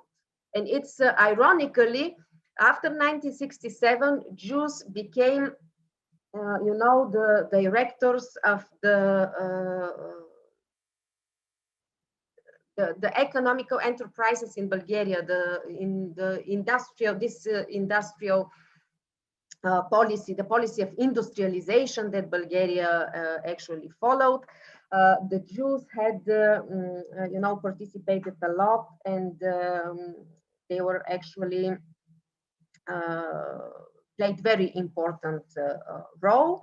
They were barred from employment in radio, television, the agitation and propaganda department, from the Ministry of Foreign Affairs, from the state security, from the army, from certain positions, you know, they were removed, but they were posted in the economic sphere and in leading positions in the economy, especially in the industrial sector. I will not mention it because time is running up. Very briefly, in 1973, the Arab-Israeli, the war in 1973 and the growing threat of acts of international terrorism had their reflection in Bulgaria's domestic politics as well. In this year, 1973, we have a trial with very anti-Semitic dimensions here in Bulgaria. It was against the Bulgarian Jew, Natan Shpeter, who was accused of, you know, working for CIA and Mossad, being a spy. And there was a trial against him. It's a very interesting one. Actually, he was caught with some material, some papers, important information. He used to work also in the United Nations, but he was accused of being double agent to Mossad and the CIA. And Natan Shpeter was sentenced to death in 1973. But of course, the sentence was not executed. He was after negotiations with Tel Aviv, he was exchanged for a top Russian spy caught in the West. So actually, Natan Shpeter went to Israel, and he died in 2000 and something, very recently, at the, you know, age of 90 and something. But it was, you know, very clearly anti-Semitic process following the event in 1973. And in 1978, the Bulgarian communist leader Todor Zhivkov drew a thin line between Soviet and Bulgarian policy in relations to the Jews. which is a little known fact because usually Zhivkov followed very closely and loyally, you know, the Soviet policy.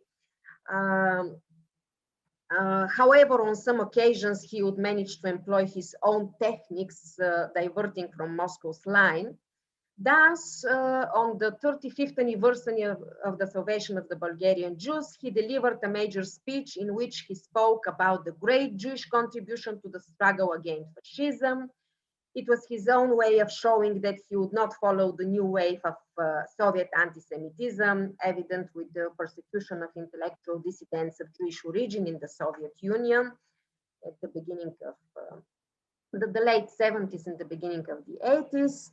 And so actually it was a line that Zhivkov followed until the death of Leonid Brezhnev.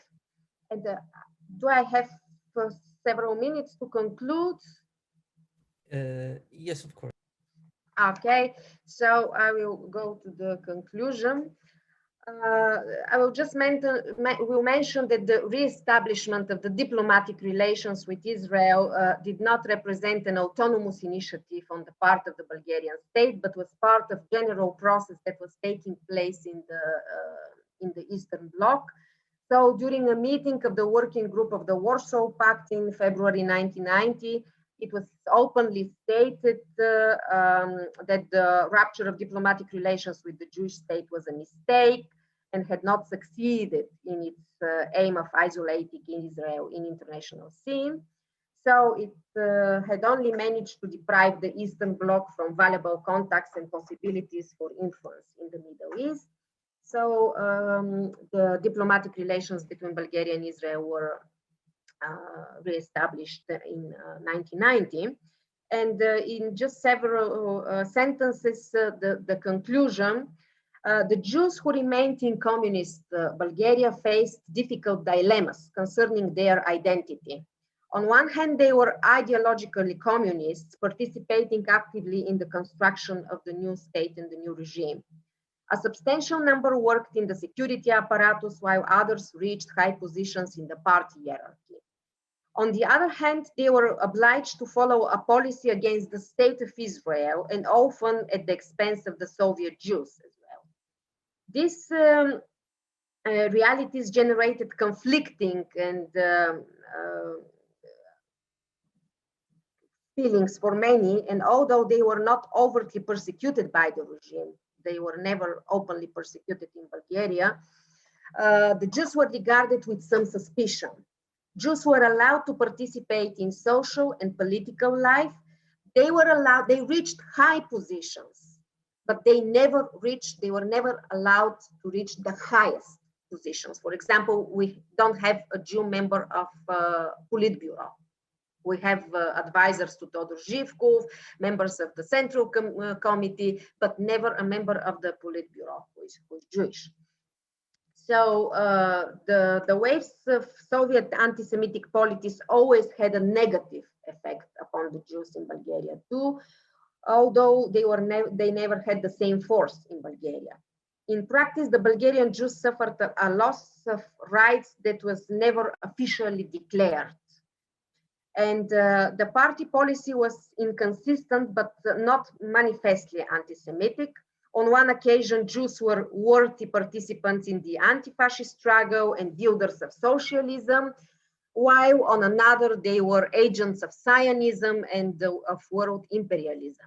For Jews in socialist Bulgaria and the socialist system for which they had fought, they fought for this system, but the system didn't accept them as equals. And although it was never officially declared, the Jews always was seen as different. At the same time, in Bulgaria, Jews never suffered from everyday anti-Semitism that was anyway missing historically in the country. And even the Bulgarian intelligentsia and even the Bulgarian communist intelligentsia stood behind the Jews in different ways. And for that contributed Todor Zhivkov himself, because he didn't want to be connected with the anti-Jewish policies, and he wanted to cultivate the myth for himself, you know, being a defender of the Jews. So,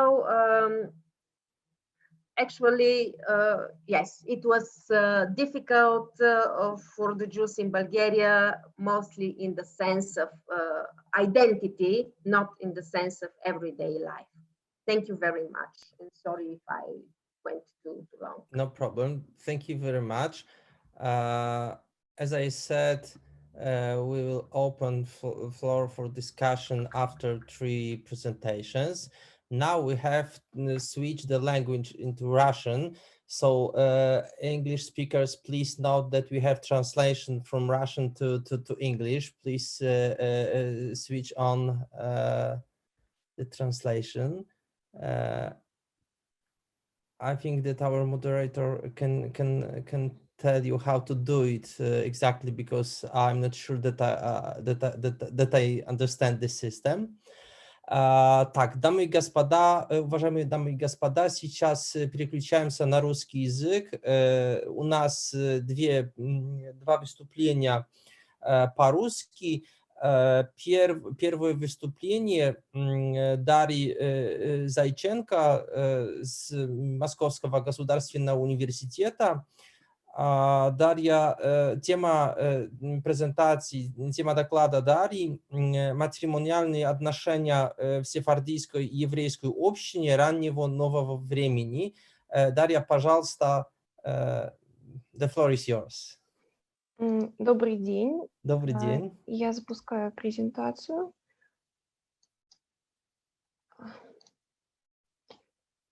Все видят?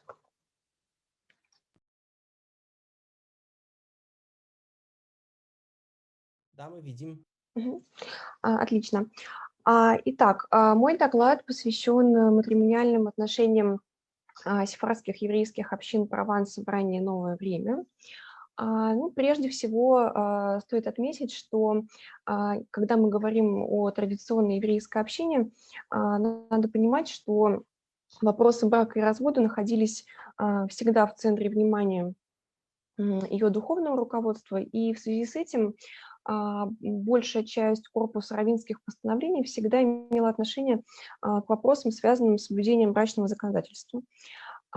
Поэтому брачные отношения всегда оказывались в центре социальных отношений, и нередко бракоразводные процессы приводили к скандалам, которые выходили за пределы общины и активно обсуждались другими еврейскими общинами региона. Материалы, которые остаются после таких судебных процессов, позволяют, проливают свет, во-первых, на специфику социальных отношений внутри общины, а во-вторых, позволяют восстановить ее реконструировать ее социально-политическое устройство на конкретных временных отрезках. Неудивительно, что в современной историографии уделено достаточно много внимания вопросу в матримониальных отношениях в еврейских общинах, и существует довольно большое число монографий как общего характера, так и исследований конкретных бракоразводных процессов. При этом, что касается истории сефардских общин Прованса, то исследования брачно-семейных отношений евреев этих общин до настоящего времени не проводились.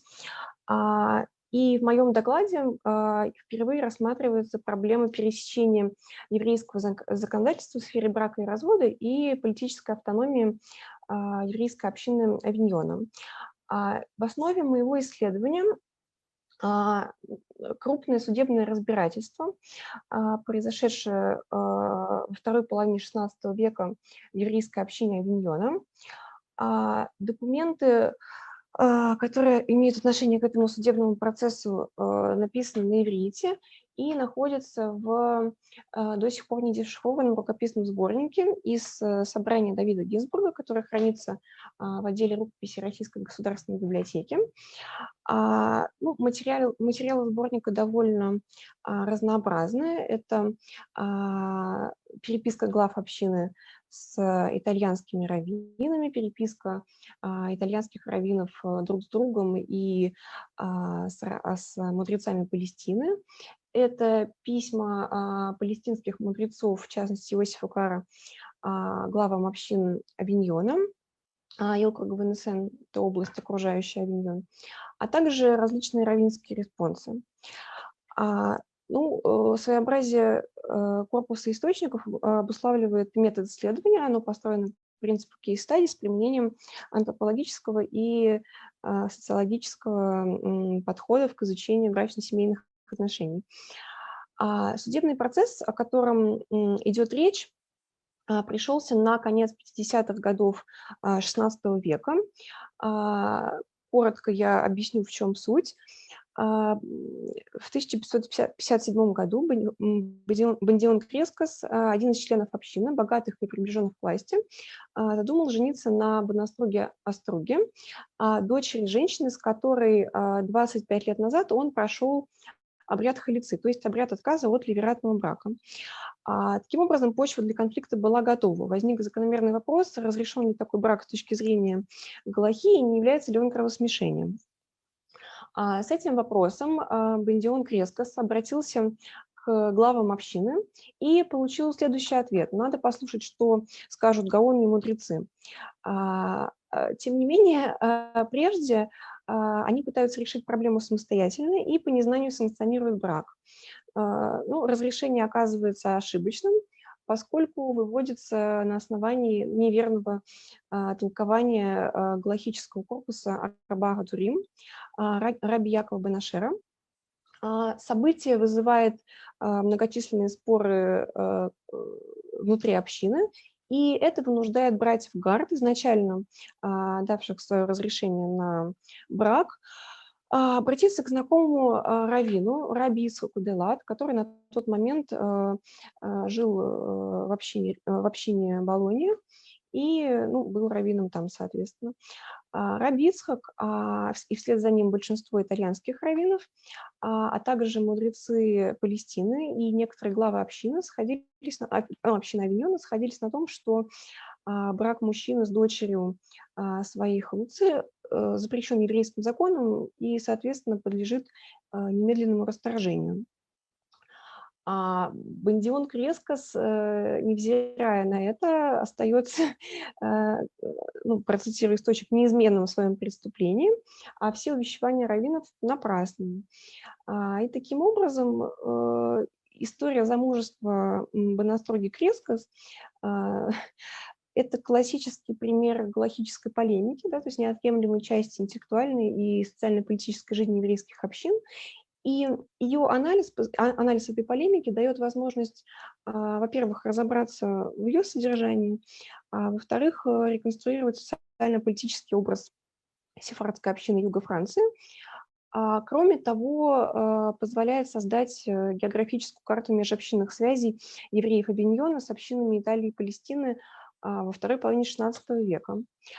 В связи с этим нас интересует несколько основных вопросов. Да, во-первых, это какая галахическая традиция регулировала семейную жизнь евреев Авиньона во второй половине XVI века. Во-вторых, какие процессы были характерны для социально-политической жизни авиньонской общины в 50-е годы XVI века. В-третьих, какое влияние оказывала политическая ситуация в общине на брачно-семейную сферу. Далее, на чем базировались межобщинные связи евреев Прованса с соседней Италией и Палестиной, и, соответственно, на чем строилось, на что опиралось распространение юрисдикции раввинов других земель на французские общины папских евреев. Затем, как воспринимали сфатские мудрецы раввинами Италии и политической элитой Авиньона во второй половине XVI века. И, наконец, последний вопрос, на который нам предстоит ответить, это какие факторы в итоге оказались ключевыми при урегулировании брачной семейной сферы авиньонского еврейства в раннее новое время. Анализ источников, посвященных разбирательству по поводу брака Бандиона Крескоса и Бонаструги Оструги, позволяет говорить о том, что община Авиньона совершенно очевидно принадлежит к сефардской галахической традиции, но при этом раввины умело использовали вариативность толкования еврейского закона, выбирая для своих постановлений наиболее подходящие предписания. Например, если мы проанализируем переписку братьев Гард с Раби Ицхаком, то увидим, что в действительности они ссылаются на 3 галахических авторитетов: Моисея Маймонида, Ицхака Аль-Фаси и Якова бен Ашера, или, как его еще называют, Бааль Хатурима. Все 3 – это ведущие сефардские галахические авторитеты разных поколений, но в то же время, вынося свои постановления, Раби Ицхак апеллирует к Мишне, использует различные мишнаитские положения, которые в сущности к раннему новому времени уже утратили прежнюю силу и не применялись на практике. И в результате в решении ключевых вопросов, которые возникли в процессе рассмотрения дела Бендиона Крескоса, явно прослеживается гибкий подход, заявленный мудрецами Мишны. К примеру, Раби Ицхак предлагает отождествлять женщину, освободившуюся от ливератного брака, с женщиной разведенной. И тем самым, к примеру, Бенаструга Крескос после развода с Бендионом становилась запрещенной его родственницей и становилась запрещенной коэном, подобно разведенной. Такая трактовка статуса халуцы – это явный элемент архаики, конечно, не свойственный большинству еврейских общин нового времени, расположенных на территории Европы. Что же касается социально-политического устройства еврейской общины Авиньона в конце 50-х, начале 60-х годов, то здесь следует отметить, что отличительной чертой было отсутствие института раввината, что неудивительно, поскольку надо понимать, что, во-первых, общины Прованса в тот период были чрезвычайно малочисленны, во-вторых, всем евреям Папской области и папским евреям Италии и папским евреям Франции было запрещено организовывать свой суд, то есть бейт-дин, в котором судили бы по еврейским законам, и этот запрет вполне себе успешно действовал. Тем более, что следует учесть то обстоятельство, что со второй половины XVI века положение евреев Авиньона значительно ухудшилось в связи с экономическими притеснениями в рамках контрреформации. В результате мы наблюдаем кризис института раввината, вернее, его полное отсутствие, и сосредоточение и административных функций, и функций духовного лидера в руках глав общины.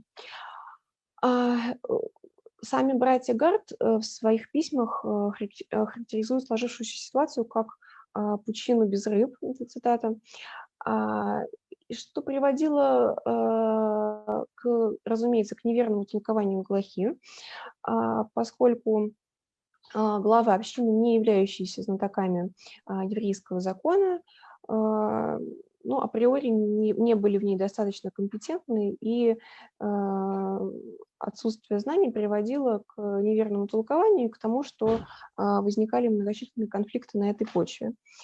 При этом стоит отметить, что элита общины Авиньона не была однородной и состояла из различных групп влияния, зачастую находящихся друг с другом в довольно противоречивых отношениях. Так, например, в рассмотренных мной источниках фигурирует несколько имен людей, которые, имен тоже глав общины, которые выступали против заключения брака и настаивали впоследствии на его расторжении. Надо сказать, что именно наличие этой оппозиции стало причиной, по которой локальный конфликт превратился в региональный.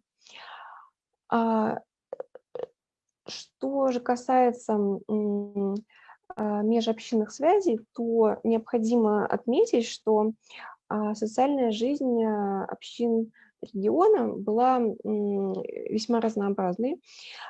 Пример переписки братьев Гард с Раби Ицхаком, а затем Раби Ицхака с другими итальянскими раввинами, а также переписки раввинов с главами общины Авиньона, показывает, что основу межобщинных связей составляли прежде всего личные связи, поскольку каждый писал тому, кто обращался к тому, кого знал в прошлом как добросовестного раввина и толкователя, и в чьей компетентности ни на секунду не сомневался. Так сначала братья Гард обращаются к знакомому раввину Раби Ицхаку, которого называют чистым ручьем. Он на тот момент находится в Болонье, и благодаря ему слух о произошедшем распространяется в общине Болоньи, оттуда перебрасывается в общину Рима, затем в еврейскую общину Анконы, и, наконец, благодаря тому же Раби Ицхаку о произошедшем узнают мудрецы Цфата, которым он обращается как к высшей инстанции, когда было понятно, что самостоятельно решить проблему не удается, потому что, несмотря на все увещевания, Бендион Крескос отказывается расторгать брак. Ну, здесь необходимо отметить, что авторитет мудрецов Палестины признавался большинством итальянских раввинов, в том числе Раби Ицхаком, разумеется, и всеми остальными раввинами, которые были вовлечены в комментирование этого конфликта. При этом на практике этот авторитет не был действенным, потому что решения руководства общины так или иначе превалировали над решениями раввината. И, собственно, подтверждение этому мы находим в более поздних переписках, в частности, переписке одного из глав общины, как раз Исаака Гард, с раввинами, в которой еще в 1559 году, то есть спустя 2 года после начала спора, он по-прежнему отказывается признать за собой ошибку и, напротив, пишет о Раби Ицхаке, который требует расторгнуть брак: «Уберите идолов с земли». Более того, ситуация не меняется и в 1561 году, то есть спустя 4 года, когда Гаон и Цфата посылают новое письмо в Авиньон с требованием в адрес Бендиона Крескоса расторгнуть брак с повторной угрозой наложить на него херем, но и это не помогает. Таким образом, приходится сделать вывод о второстепенности галахической истины, которая в повседневной жизни еврейской общины отходила зачастую на второй план, тогда как ключевым фактором в развитии событий, соответственно, в урегулировании брачно-семейных отношений становилось стремление руководства общины не потерять автономию и поддержать собственный авторитет. Все, спасибо за внимание. Дарья, большое спасибо за очень интересный доклад. У меня будет к вам вопрос потом, но я думаю, что сейчас мы сразу переходим к последнему докладчику. Лидиана Манцевич, Белорусский государственный университет Минск.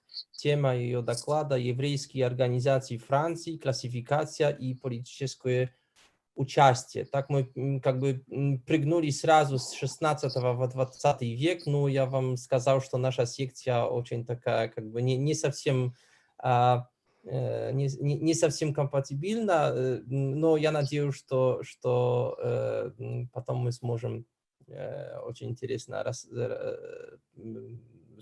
ставить интересные вопросы и разговаривать про этих темах. Так что, Лидия, пожалуйста, у вас, вы слышите? Вы с нами, Да, да? Да, вы меня хорошо, слышите? пожалуйста, тогда. Меня слышно? Да, слышно.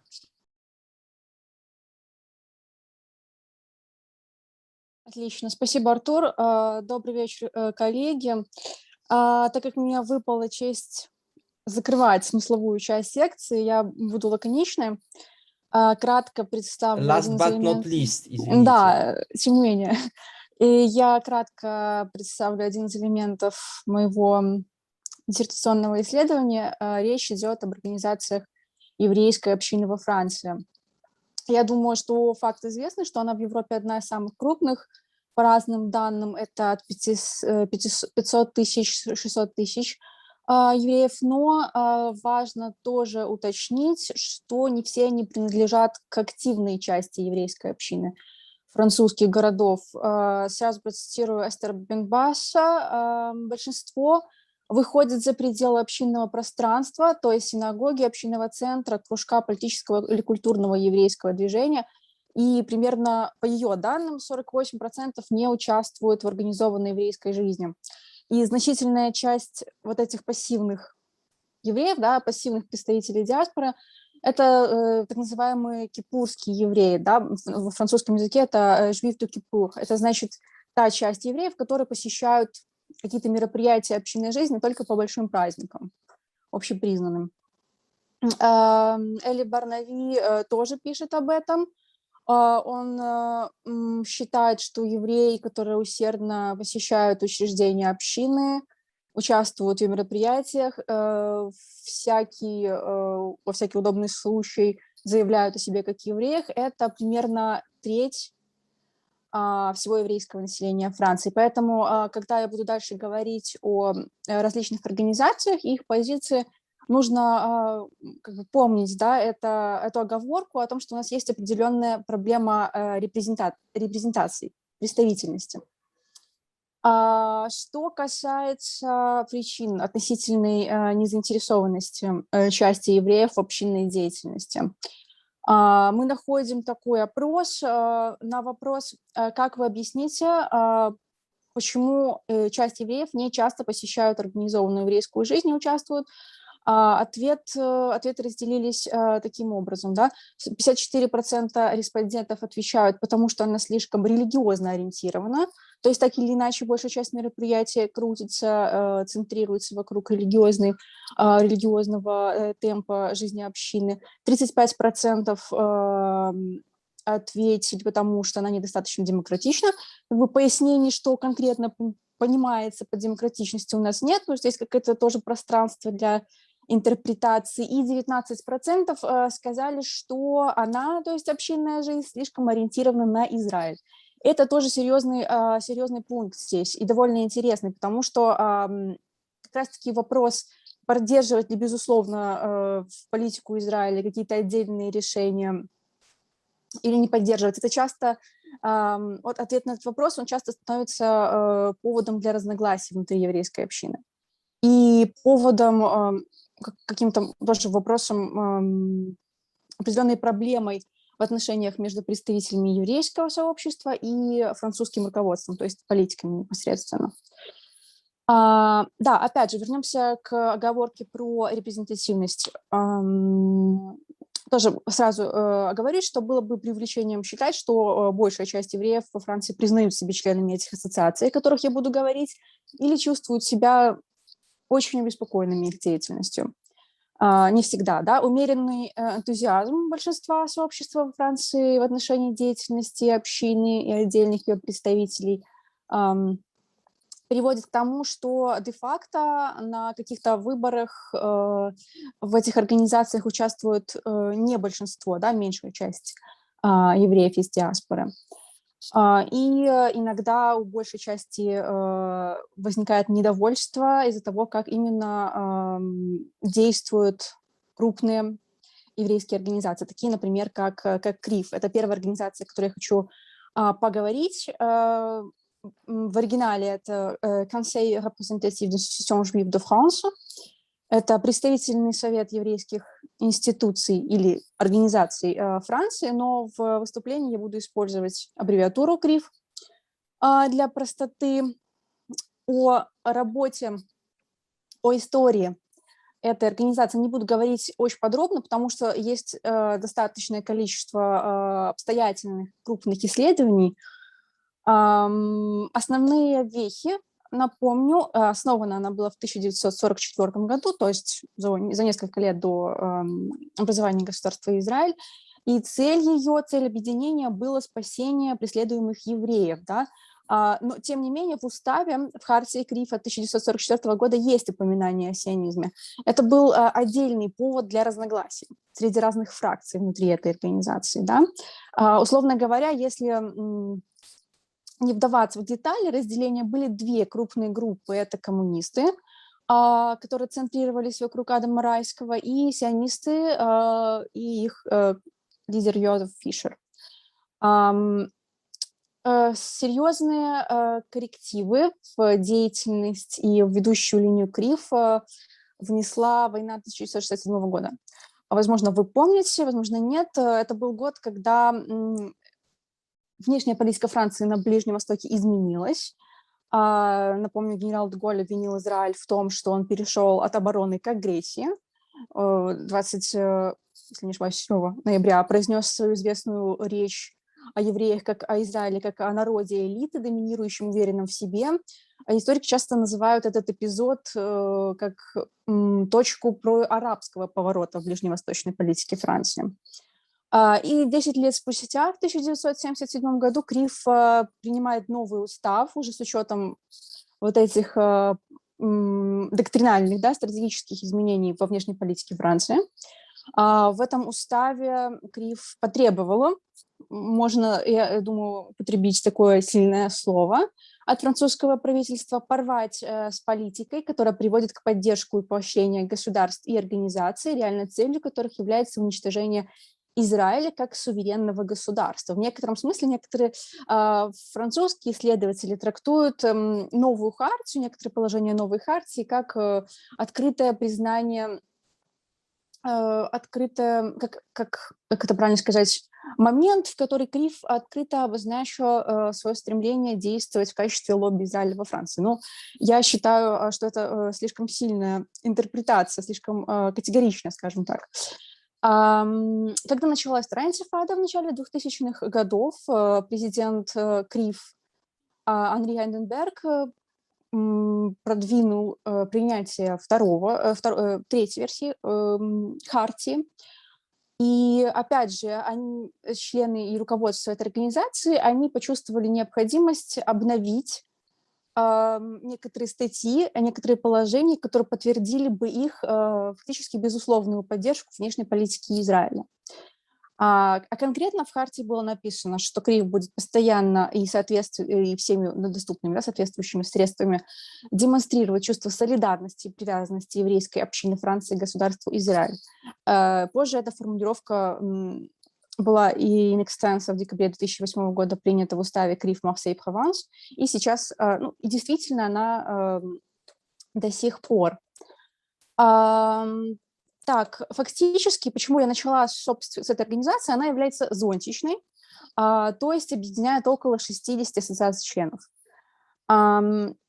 Когда речь идет об организациях, всегда выделяются две методологические проблемы, так как их на самом деле значительно больше, чем те, о которых я буду говорить, около 3000, если в целом. Методологические проблемы такие, какие именно выбрать и каким образом их классифицировать. Вот я решила поговорить о самых крупных, соответственно, которые находятся под зонтиком КРИФ, и самых заметных в политической жизни Франции, самых, скажем так, эффективных. Те организации, которые находятся под покровительством КРИФ, они, в свою очередь, делятся на еще категории: социальные, образовательные, молодежные, религиозные, профессиональные и так далее. Но некоторые из них классифицировать сложнее, потому что они, несмотря на то, что они находятся под покровительством КРИФ, то есть от этого представительного совета для Франции, они так или иначе связаны с международным еврейским движением. В частности, речь идет о французской ветви организации B'nai B'rith. Об этой организации тоже на ее счет существует достаточное количество исследований, я имею в виду о ее организации головной, той, которая была организована в Нью-Йорке в 1843 году. Поэтому перейдем сразу к ситуации во Франции. Да? Во Франции она появилась чуть позже, но тоже задолго до образования государства Израиль, и вокруг нее сложилась специфическая ситуация. Она в французской прессе, в периодике очень часто становится объектом всевозможных фантазий. Да? Этому способствует ее некий элитарный характер. Крайне правые французские часто ассоциируют ее с еврейским лобби. Но сразу оговорюсь, что во французском общественно-политическом дискурсе еврейское лобби, такое выражение, оно не нейтрально. То есть неким употребимым выражением является произраильское лобби, а еврейское, оно носит некий пежоративный оттенок и часто квалифицируется как антисемитское выражение. Поэтому вот заявление крайне правых о том, что B'nai B'rith – это рассадник еврейского лобби, оно выглядит не совсем красиво, да, и, конечно, его нельзя расценивать как какой-то полноценный анализ деятельности этой организации. Что еще, да, то есть если рассматривать вот литературу французскую, есть у нас работа Эммануэля Ратье, бывшего главного редактора, неудивительно, крайне правой организации «Минют», и книгой Давида Малкома. Ну, это уже как бы был такой некий инсайт. Это один из представителей B'nai B'rith во Франции. Организация заявляет, французская ее ветвь, заявляет 5 основных целей, и одна из них – это поддержка Израиля и еврейского народа в мире. Что еще из интересного, она насчитывает 2500 членов во Франции, попасть туда достаточно сложно. Как я уже говорила, это элитарная в некотором роде организация. Туда ее часто сравнивают с Ротари или клубом Львов, клуб де Льон французским. Более демократичная и более активная организация – это Союз еврейских студентов Франции, l'Union des étudiants juifs de France.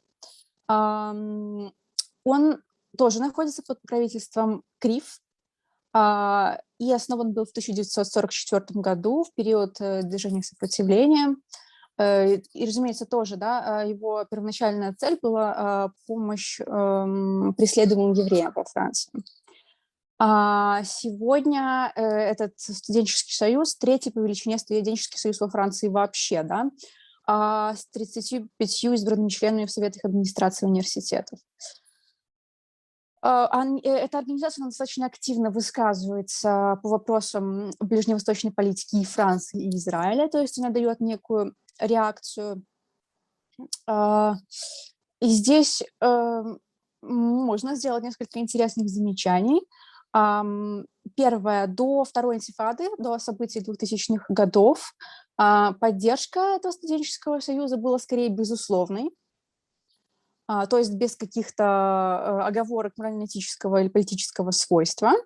Позже лидеры союза слегка поменяли тон поддержки и заявляют о том, что они поддерживают Израиль продуманно, да, то есть с определенными оговорками, не стесняются критиковать израильских лидеров. Например, Игаль Эль-Харар, один из лидеров этого студенческого союза, не стесняясь, критиковал Ариэля Шарона, его политику, и выразил мнение части союза, части его участников, когда сказал, что они разочарованы тем, что Ариэль Шарон пришел к власти в начале 2001 года.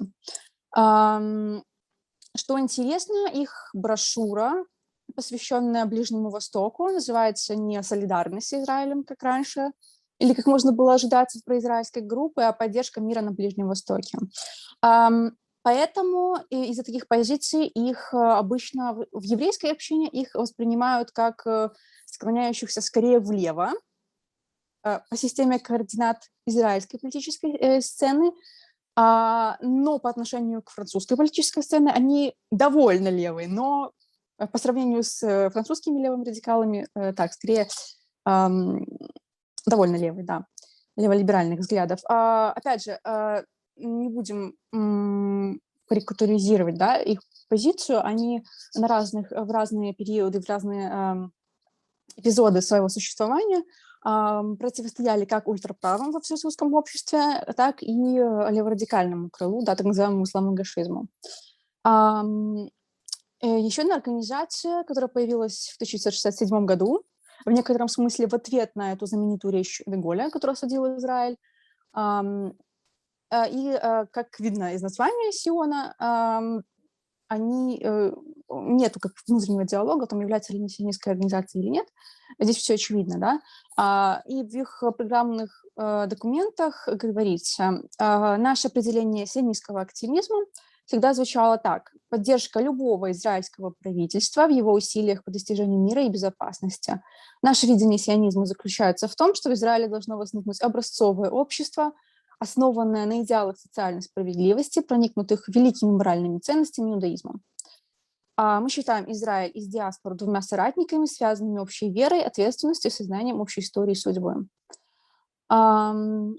Опять же, конкретно у этой организации, у Сионы, развита горизонтальная дипломатия, то есть действие от субъекта гражданского общества к другому субъекту гражданского общества, либо к другой организации, либо к другой инициативе. С 2006 по 2011 они находились в авангарде акций, да, проводимых с целью освобождения Гилада Шалита, выступали за освобождение двух других израильских солдат, похищенных Хизбаллой в июле 2006 года. На этом моменте мы плавно перейдем к еще одной группе, кратко расскажем, цель которой основная – это поддержка израильской армии. Так называемая Ассоциация благосостояния израильского солдата. Association pour le bien-être du soldat israélien. Тоже их деятельность, она в основном концентрировалась на вот этих вот горизонтальных действиях и также на попытке давления прямого на французских политиков с целью недопущения дезинформации о действиях израильской армии в том числе. И нескольких организациях тоже хочу сказать кратко, которые не являются членами КРИФ, то есть не входят вот в число этих организаций, которые находятся под зонтиком представительного совета. Это в первую очередь французское отделение, ответвление Американского еврейского комитета, American Jewish Committee. Они об этом как бы ветви, да, французской тоже пишут достаточно много. Я скажу пару слов о контексте появления этого французского отделения.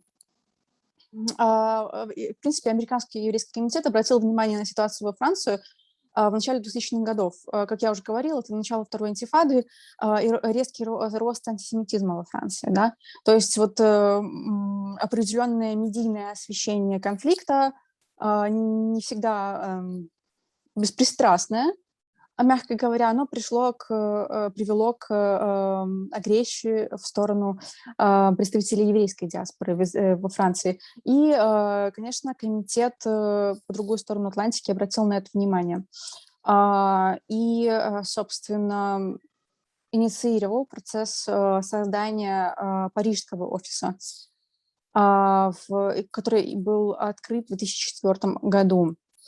К французской ветви комитета отнеслись осторожно поначалу не только представители французского там гражданского общества, но и представители еврейской диаспоры. То есть сами же КРИФ, они не были уверены в том, что на пользу их дела, на пользу как бы общинной жизни еврейской во Франции пойдет вот появление такой ассоциации, да, и с их методами, которые как бы были отработаны, используемы в основном в Америке, да, где как бы контекст немного другой всей этой истории. Тем не менее, комитет существует до сих пор и активно взаимодействует с некоторыми другими организациями, не с КРИФ, скажем так. Вот одна из организаций, близко связанных с французской ветвью комитета, это Союз еврейских меценатов и профессионалов Франции, в моем переводе «L'Union des patrons professionnels juifs en France». Опять же, их цели, они тоже были созданы вот на рубеже столетия, в 1997 году они появились, активно работать начали в начале 2000-х. У них тоже несколько есть задач. Борьба с дезинформацией, борьба с антисемитским насилием, развитие экономического партнерства с Израилем и социальная деятельность. В 2005 году она насчитывала около 1000 членов, и, если цитировать уставные документы, они стремились помочь Израилю и его демократически избранному правительству без дополнительных уточнений. Эта организация заключила соглашение с Американским еврейским комитетом и получает от него финансирование. Собственно, организации, о которых я говорила до сих пор, они находятся фактически в нейтральном идеологическом поле, да, то есть они действуют без перегибов на местах, скажем так. Но есть и та часть еврейского активизма во Франции, которая более склонна к радикализму. И речь идет найти информацию о таких группах более радикальных, безусловно, сложнее. Я расскажу об одной. Это организация «Мигдаль», что означает в переводе с иврита «башня». Она провозглашает себя еврейской организацией, и цель у них сформулирована очень любопытно. Это положить конец апартеиду французского народа еврейской веры. Во Франции она известна организацией неоднозначных мероприятий, таких с достаточно агрессивной повесткой, в ходе которого для МАГАФ, для израильской пограничной службы, собираются крупные суммы денег. Да? Собственно, название организации «Мигдаль» и по их, как правильно сказать, инфографике, по идентике, вот эту связь между службой МАГАФ и организацией легко проследить. И, как пишет исследователь, да, политического участия еврейского сообщества во Франции Сами Коэн, «Мигдаль», они получили, в принципе, репутацию достаточно такой жесткой организации, даже жестокой, потому что у них, особенно в середине 2000-х годов,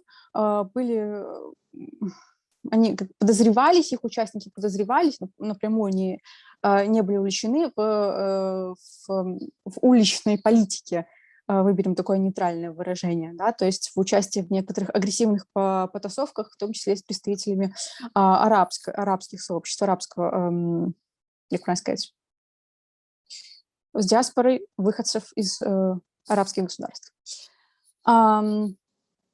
Тоже, опять же, так как я уже сказала о вот этом важном пункте в деятельности еврейских организаций, важном вопросе, поддерживать ли, безусловно, политику Израиля или нет, находясь во Франции, я хочу очень кратко, буквально пару слов сказать о нееврейских организациях, которые продвигают произраильскую повестку. То есть они не состоят, либо состоят не полностью из представителей еврейской диаспоры, но, тем не менее, они популяризируют политику Израиля, популяризируют сотрудничество с Израилем и противостоят теми средствами, которые у них есть, теми способами антисемитизма во Франции. Я скажу о двух структурах. Первое – это евангелическое движение, или как их еще называют христианские сионисты. Это достаточно широко представленное движение в англосаксонской культуре, то есть в Соединенных Штатах в частности. Во Франции оно находится в зачаточном состоянии, но тем не менее оно действует. Я тоже не буду, наверное, углубляться в вопрос истоков поддержки Израиля евангелистами и христианами-сионистами. Разные используют обозначения. Об этом тоже существует. Этот вопрос он разработан достаточно серьезно. Во Франции, да, как я уже сказала, это движение, оно относительно маргинально. Данные о конкретном количестве представителей, да, тех, кто поддерживает это движение, можно почерпнуть из опросов газет «Реформ» и «La Croix» 2006 года и 2011, в которых сказано, что около четверти протестантов всего около четверти всего населения Франции говорят, что они близки к евангелистам. В другом опросе пишут 25% тех, кто близок к протестантизму, являются евангелистами. Из чего можем заключить, что да, действительно их не очень много, но они есть и присутствуют, и налаживают связи с Израилем. В частности, тоже в 2006 году, в сентябре, была организована поездка в Израиль для французских евангельских лидеров и журналистов. Организовали ее Израильское министерство труда и авиакомпания «Эль-Аль». Приведу впечатление от поездки французского евангелиста Анри Мурата. Он сказал так, что в неспокойные времена, середина 2000-х годов, израильтяне, да и евреи в целом, начинают понимать, что их единственные настоящие друзья – это евангельские христиане. А для делегации французских евангельских христиан было важно приехать в Израиль, чтобы лучше заявить о себе и дать еврейскому народу конкретное свидетельство нашей любви к нему. Да, то есть в вот этом вот исследовании, в нарративе становления евангелического движения произраильского в Франции еще точка как бы не поставлена, они еще находятся в процессе своего становления. Еще одна организация светская, не состоящая из представителей еврейской общины, но тем не менее одна из старейших организаций, которая продвигает произраильскую повестку, это Ассоциация Франция-Израиль, Association France-Israël. Она была создана в 1926 году важными политическими деятелями Третьей Республики, но называлась она тогда Association France-Israël-Palestine, даже France-Palestine. Ну, разумеется, после 1948 года они ее переименовали, чтобы не было разночтений по поводу поддержки. Что я могу сказать? Как и большинство из тех организаций, которые я перечислила, France-Израиль функционирует в основном силами добровольцев. Наверное, за исключением КРИФ и студенческого союза, все остальные, они функционируют силами добровольцев и каких-то пожертвований, каких-то периодических жестов. То есть более-менее на профессиональном уровне работает КРИФ и студенческий союз. Но, опять же, не будем воспринимать это как признак некой слабости или политического отсутствия. КРИФ достаточно влиятельная организация, и у них есть серьезные инструменты для взаимодействия как с французскими политическими деятелями, так и с представителями израильского гражданского общества и израильских политических кругов. Я думаю, что на этом я завершу свое выступление. Если у вас будут вопросы, я с радостью на них отвечу. После передаю слово модератору. Спасибо за внимание.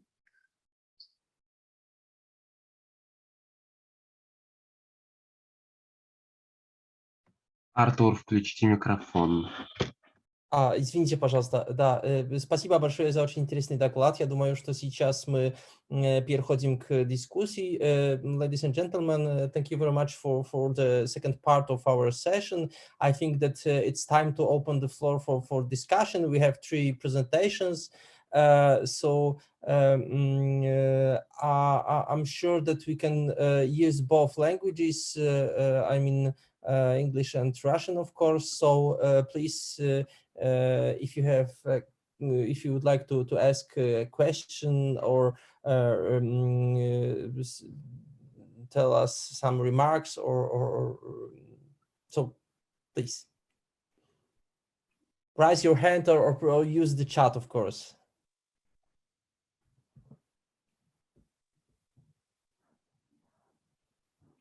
Okay, Walter, please. Okay. Yes, very thank you for all the expositions.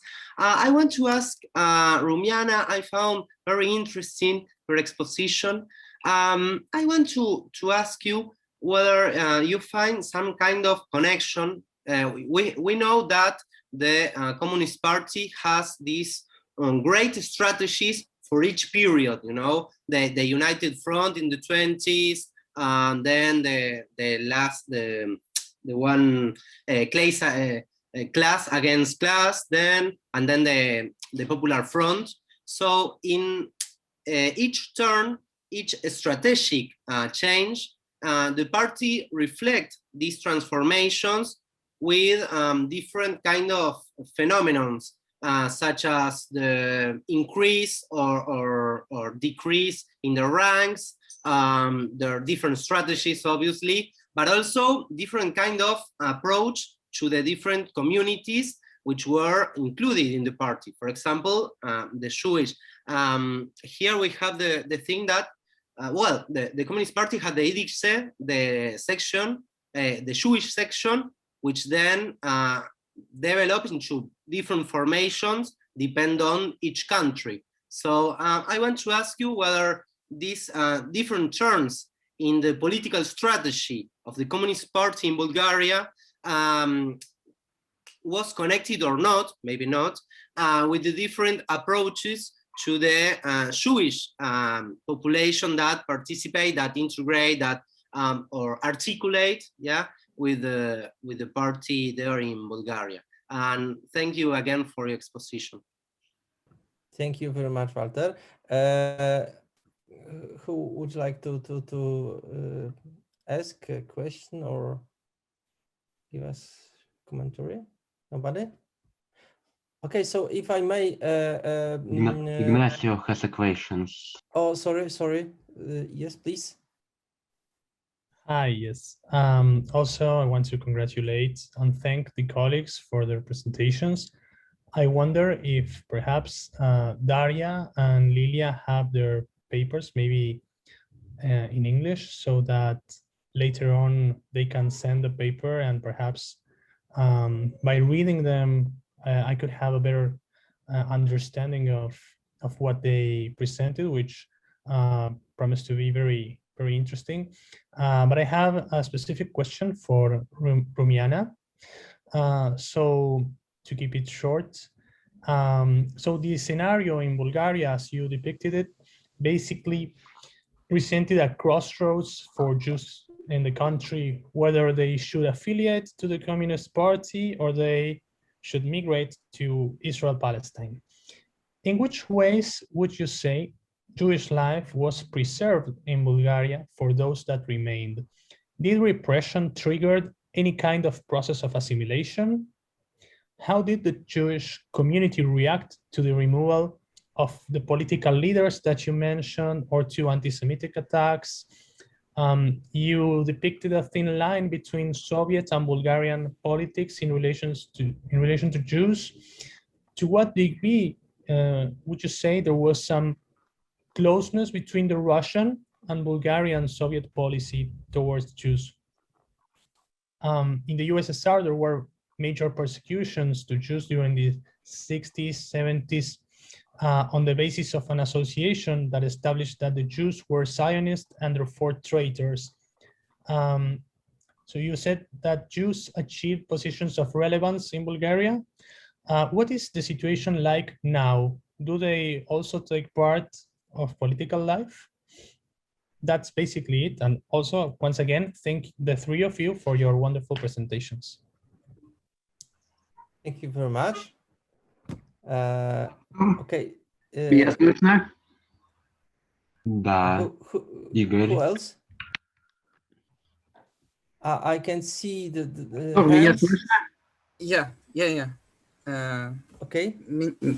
Я могу задать свой вопрос по-русски, коль скоро Конечно, презентация. пожалуйста, Да. пожалуйста. Ну, я могу и по-английски. Это не Как вам проблема. более удобно? Я думаю, что есть перевод тоже на английский. Если что, пожалуйста. Хорошо, да, мой вопрос по возможности обращен вот к Дарье Заиченко. Я хотел бы узнать, каким образом вы узнали об этом интересном бракоразводном процессе авиньонском? Вы читали источники переводные или оригиналы переписки раввинской? Спасибо большое. Артур, меня слышно? Да, слышно, пожалуйста. Александр Лакшин. Я хотел бы поблагодарить вот за последнее выступление, достаточно интересное, о еврейской общине во Франции. Но надо сказать, что еврейская община во Франции за последние десятилетия живет в достаточно сложном положении. Когда я выступал с лекциями в Париже и в других местах, чувствовалось большие, так сказать, антисемитские настроения. Еврейская община во Франции находится под постоянной физической угрозой, и известны последние целый ряд убийств, которые были совершены евреев, и нападений на синагог и так далее. В связи с этим у меня вопрос. Что вы можете сказать об эмиграции, репатриации евреев из Франции и вообще из эмиграции из этой страны? Спасибо. Большое спасибо, Александр. Пожалуйста, есть еще вопросы? Лида, please. Пожалуйста, Лида, да, я не вижу точно всех. Кстати, если... Пожалуйста. Please, if you would like to ask a question, so. Yes, thank you. I would like to ask Ms. Christevi about were there official commemoration events for the Jews that were perished during the Holocaust in communist Bulgaria, or was it a taboo subject that no one wanted to really touch? Were there monuments, for example, talks and stuff like that? Thank you. Thank you very much. Okay, I can see you. So if I may, I would like to ask two questions. Just a second. One is about Bulgaria. We know that after the war, there were in a few countries of Europe, I mean in Poland, for example, or Slovakia, there were acts of anti-Jewish violence. So has the phenomenon happened in Bulgaria also? I mean, the period after 1 or 2 years after Second World War. Я переключаюсь на русский. У меня вопрос к Дарье и вопрос к Лили. У вас очень интересные доклады, но тоже о чем я хочу спросить, это вопрос методологии. Значит, насколько я видел, у Дарьи тема очень подходящая к методологии, которую мы видели в докладе Лиды Додо. Я имею в виду социальные сети, да, анализ социальных сетей. Очень подходящая тема, хотя даже я видел схему, которая может... Это в половине дороги к использованию метода социальных сетей, да. И вот вопрос к Лили то же самое, про методологии, даже про теоретических основах. Если мы имеем в виду теории, связанные с социальными организациями, вы думаете, есть ли смысл использовать какие-то теоретические подходы, начиная с традиционного подхода Вебера, да, кстати, но он, наверное, не очень может быть использован в ваших исследованиях, но идя дальше, к всякие там системные свойства организации или, я не знаю, теория ситуаций, другие, чтобы как бы показать вот эти организации, чтобы, кстати, ответить поставить и ответить на вопросы, кстати. Не то, что только перечислить и рассказать про то, какие там организации вообще выступают. Спасибо большое. So I think that I give you the floor for authors of presentations. So Rumiana, you are first. Thank you all for the very interesting questions. I think that it will be one answer to all of them. I'll try to comprise, all the questions because they are more or less connected, because they are all referred to the communist times in Bulgaria. So Bulgaria is a very specific case in terms of the Jews. Before the war, after the war, and during the war, I mean that, first of all, historically, Jews were very well integrated in the Bulgarian society. For many reasons, that's why we have, and the very low, until today, incredibly low levels of anti-Semitism in Bulgaria. And very briefly, the reasons mainly are not only for 5 centuries living together in the Ottoman Empire with the Jews, Turks, Greeks, Armenians, and so on, and not because Bulgarians are especially Jewish lover or something like that, or philo-Semitic.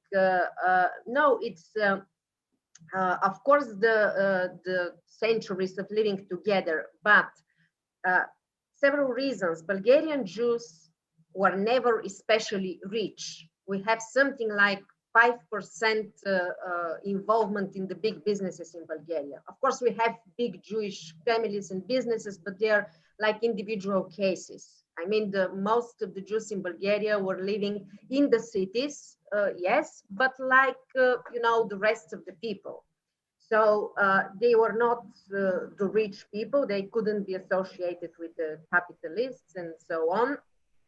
They were not, and in the period before the war, actually the Communist Party was almost irrelevant because it was just a small party, illegal. From the 20s, it was abolished. So there were Jews there, of course, but they were not the leadership, and they were, the party itself was not influential. And besides, Bulgarian Jews were never especially religious, especially observant. In Bulgaria, we never had Jews looking like Jews. Even visually, with the special attributes and attire and so on. So they look like the rest of the people. They live like the rest of the people. Also, of course, fighting in all the wars for that Bulgaria led for national unification and whatever, fought side by side with the Bulgarians. So Bulgarians couldn't associate the Jews in the country with any of these negative propaganda images. That's why the whole community, and I say at the borders of the Bulgarian kingdom, because later on I will answer the leader's question about the rest of the Jews that Bulgaria deported. So the whole communities in the Bulgarian kingdom survived. We speak about 48, some researchers say 50, but let's say 48,000 people. All of them were saved during the Holocaust. Although Bulgaria was ally of Germany, had all the anti-Semitic legislation, a really hard anti-Semitic legislation, all the restrictions, and even the written agreement for the deportation of the Jews, and it never happened for reasons that it's not the place to explain. But what happened during the war, of course, affected the post-war years. The Bulgarian Jews didn't, and here I answer the Ignacio's question, the choice was not exactly to affiliate with the party or to leave the country, because there was no threat for them. They supported this anti-Nazi resistance that came to power. And actually this Fatherland Front and later the communist government, actually the Jewish community supported this government. it was like, you know, salvation for them when the Soviet army came and this government was, you know, took over the country, because there was no threat for them, even on paper or whatever. So it was not like being Zionists or being communists. It was, first of all, the establishment of the State of Israel as the natural attractive centers for all the Jews, you know, to go there and have their own state. And besides, after 1947, you know, it was the political and the social transformation in Bulgaria, because, you know, it was obvious that Bulgaria is heading towards a Stalinist regime. There was nationalization of the industrial property in the country, and actually abolishing of all the private initiatives and everything for all Bulgarian citizens, not for the Jewish, of course, for all the Bulgarians. But of course, it affected the Jews as a city population, you know, involved in these small businesses, if you like. So it was, and they were allowed freely to go. You know, it was not like you go or stay or being part of the party. And 90% of the Jews left the country. So, and now I'm heading to the other question about the party approach and the Wouter's questions.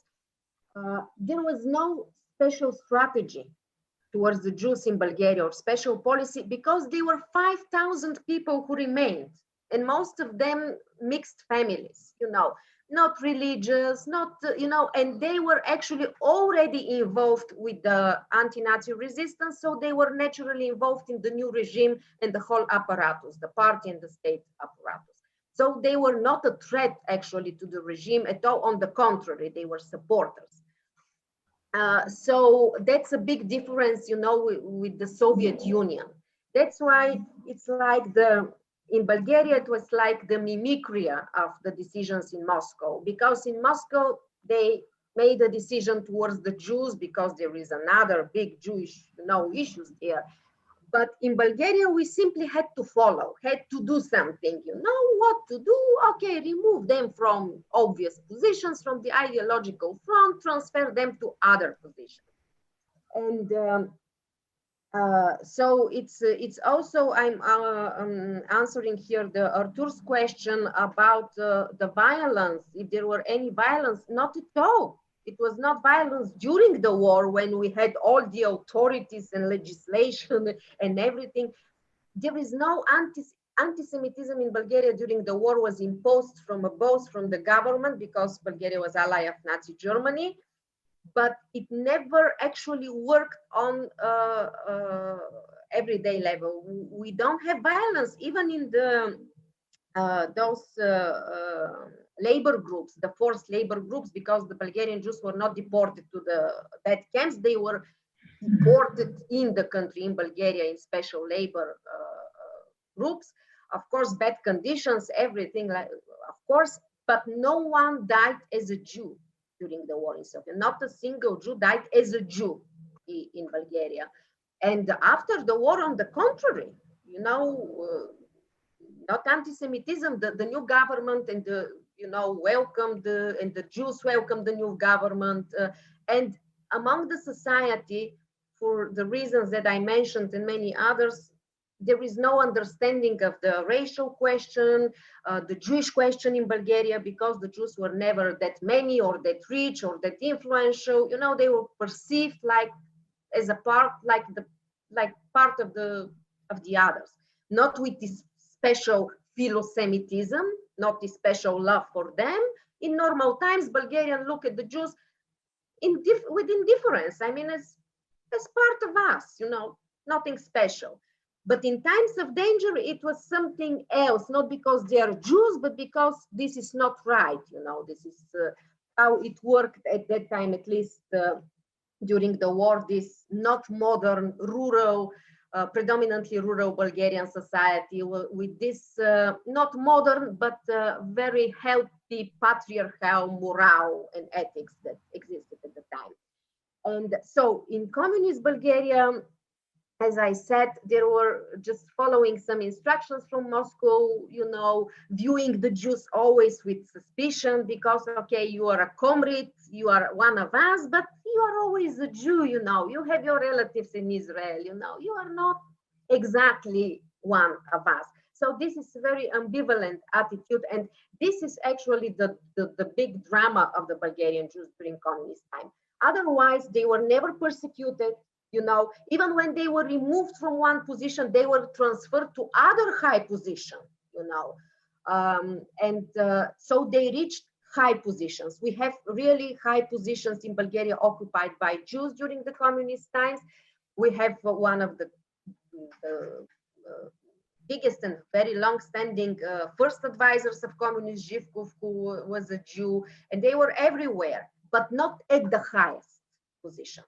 I think that it was only in the 80s when there was a general in the army. Colonels, yes, but a general in the army, I think it was in the 80s, the first Jew who was promoted as general in the army. But otherwise, directors of different institutions, especially as I mentioned at the economical front, many Jews.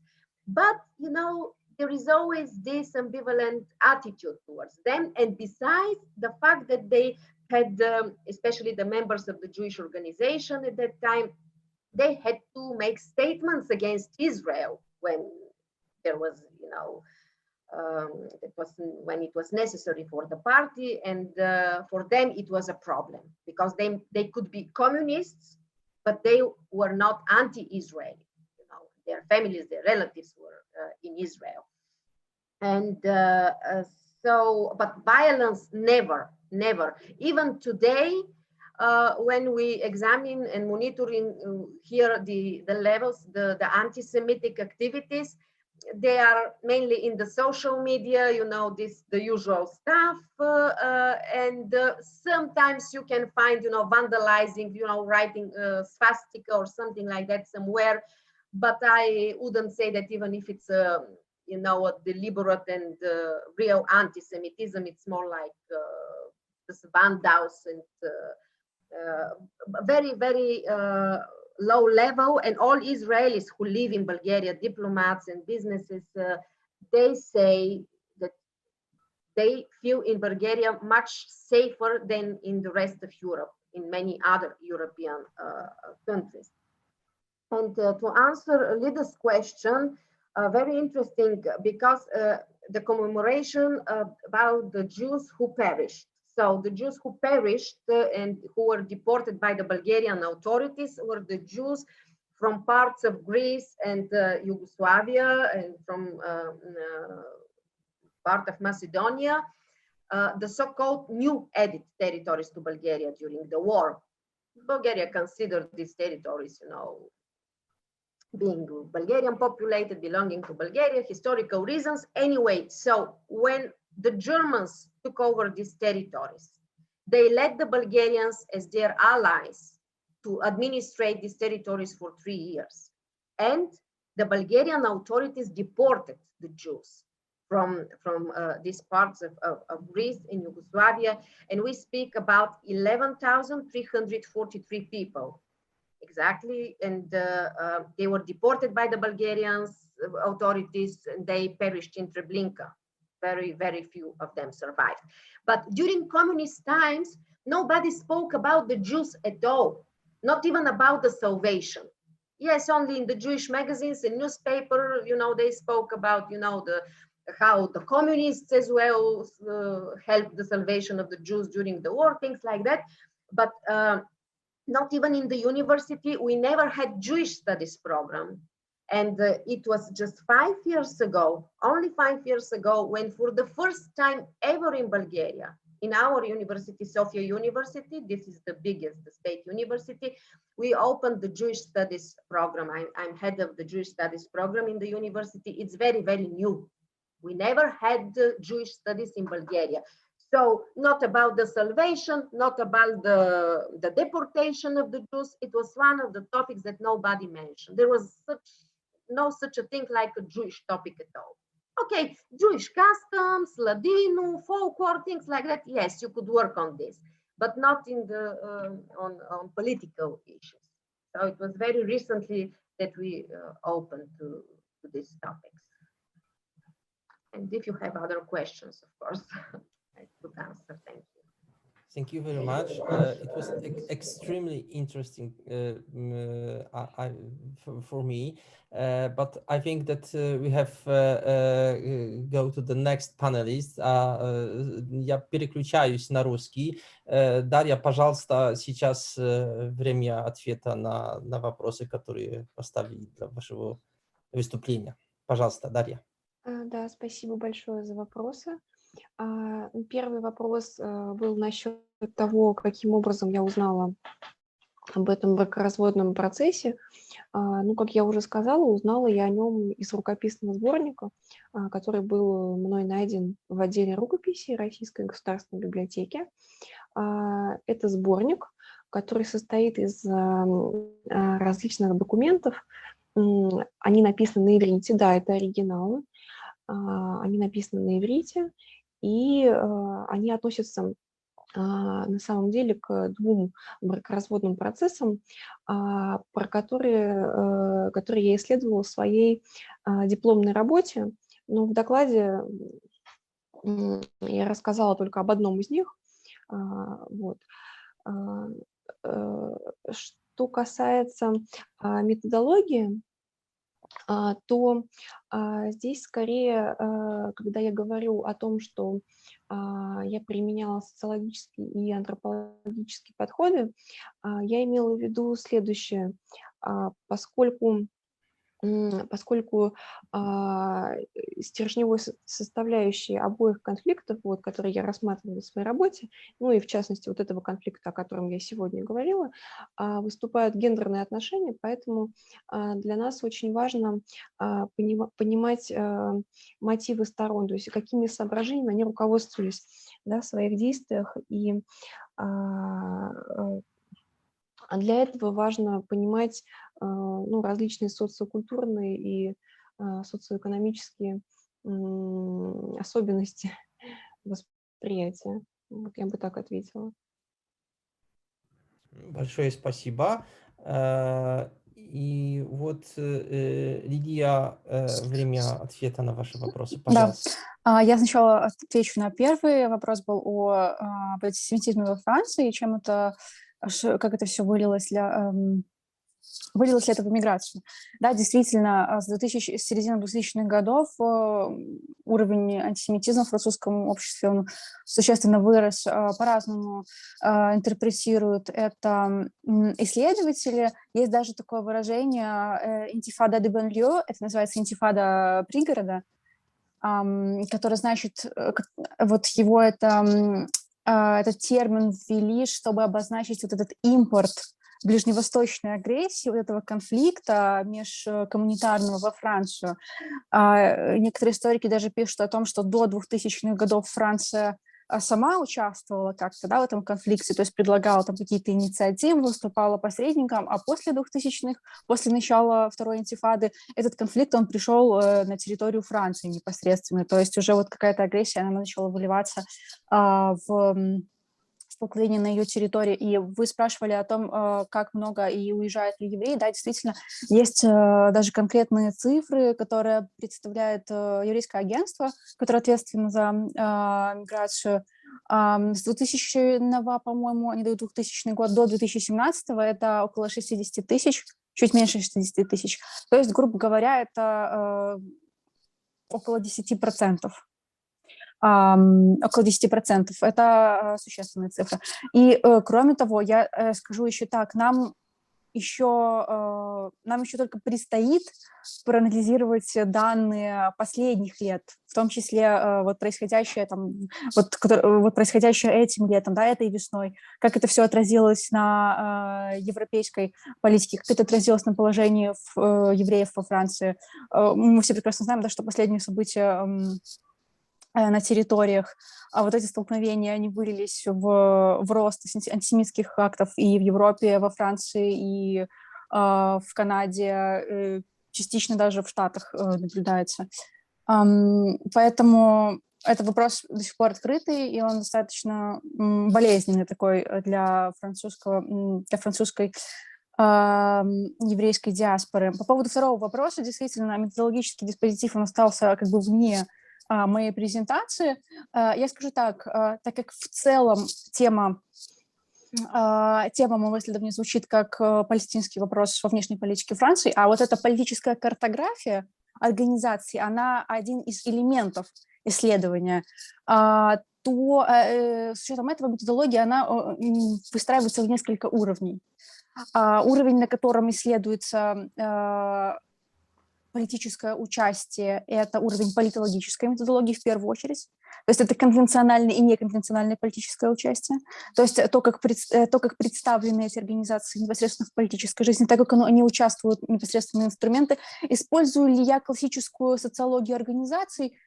Я бы сказала, что минимально. То есть так как отдельные, возможно, какие-то методы, да, то, что касается лоббирования прямого и непрямого, с учетом того, что лоббизм, он не кодифицирован законодательно, да, во Франции, он происходит с точки зрения каких-то общепринятых там социологических процедур. Поэтому, скорее всего, этот методологический уровень низовой, он находится в области политологии, тех методов, которые она нам предлагает. Ну и дальше уже по восходящей, это там foreign policy analysis, когда мы анализируем участие этих организаций как одного из субъектов, которые влияют на формирование внешней политики Франции и так далее. Вот. В принципе, у меня все по вопросам. Большое спасибо. Так, дорогие друзья, дамы и господа, я думаю, что мы подошли к концу нашей встречи. У нас еще, хотя официально остается время, но я думаю, что мы работали без перерыва, и все, наверное, чуть-чуть устали. Так что большое спасибо всем участникам, всем докладчикам за очень интересные презентации. Надеюсь, до встречи на других сессиях конференции Сэфера. Ladies and gentlemen, thank you very much for your presentations, questions. I think that we'll meet during the other panels and session. So thank you very much again, and see you next time. Arturze, dzięki ogromne. Bardzo dziękuję, Wiktorio. Do zobaczenia. Do zobaczenia. Very thank you, Arthur, and all our colleagues. Thank you. Thank you all. Bye-bye. Bye-bye. Thank you very much. Thank you. Thank you very much. Thanks, bye.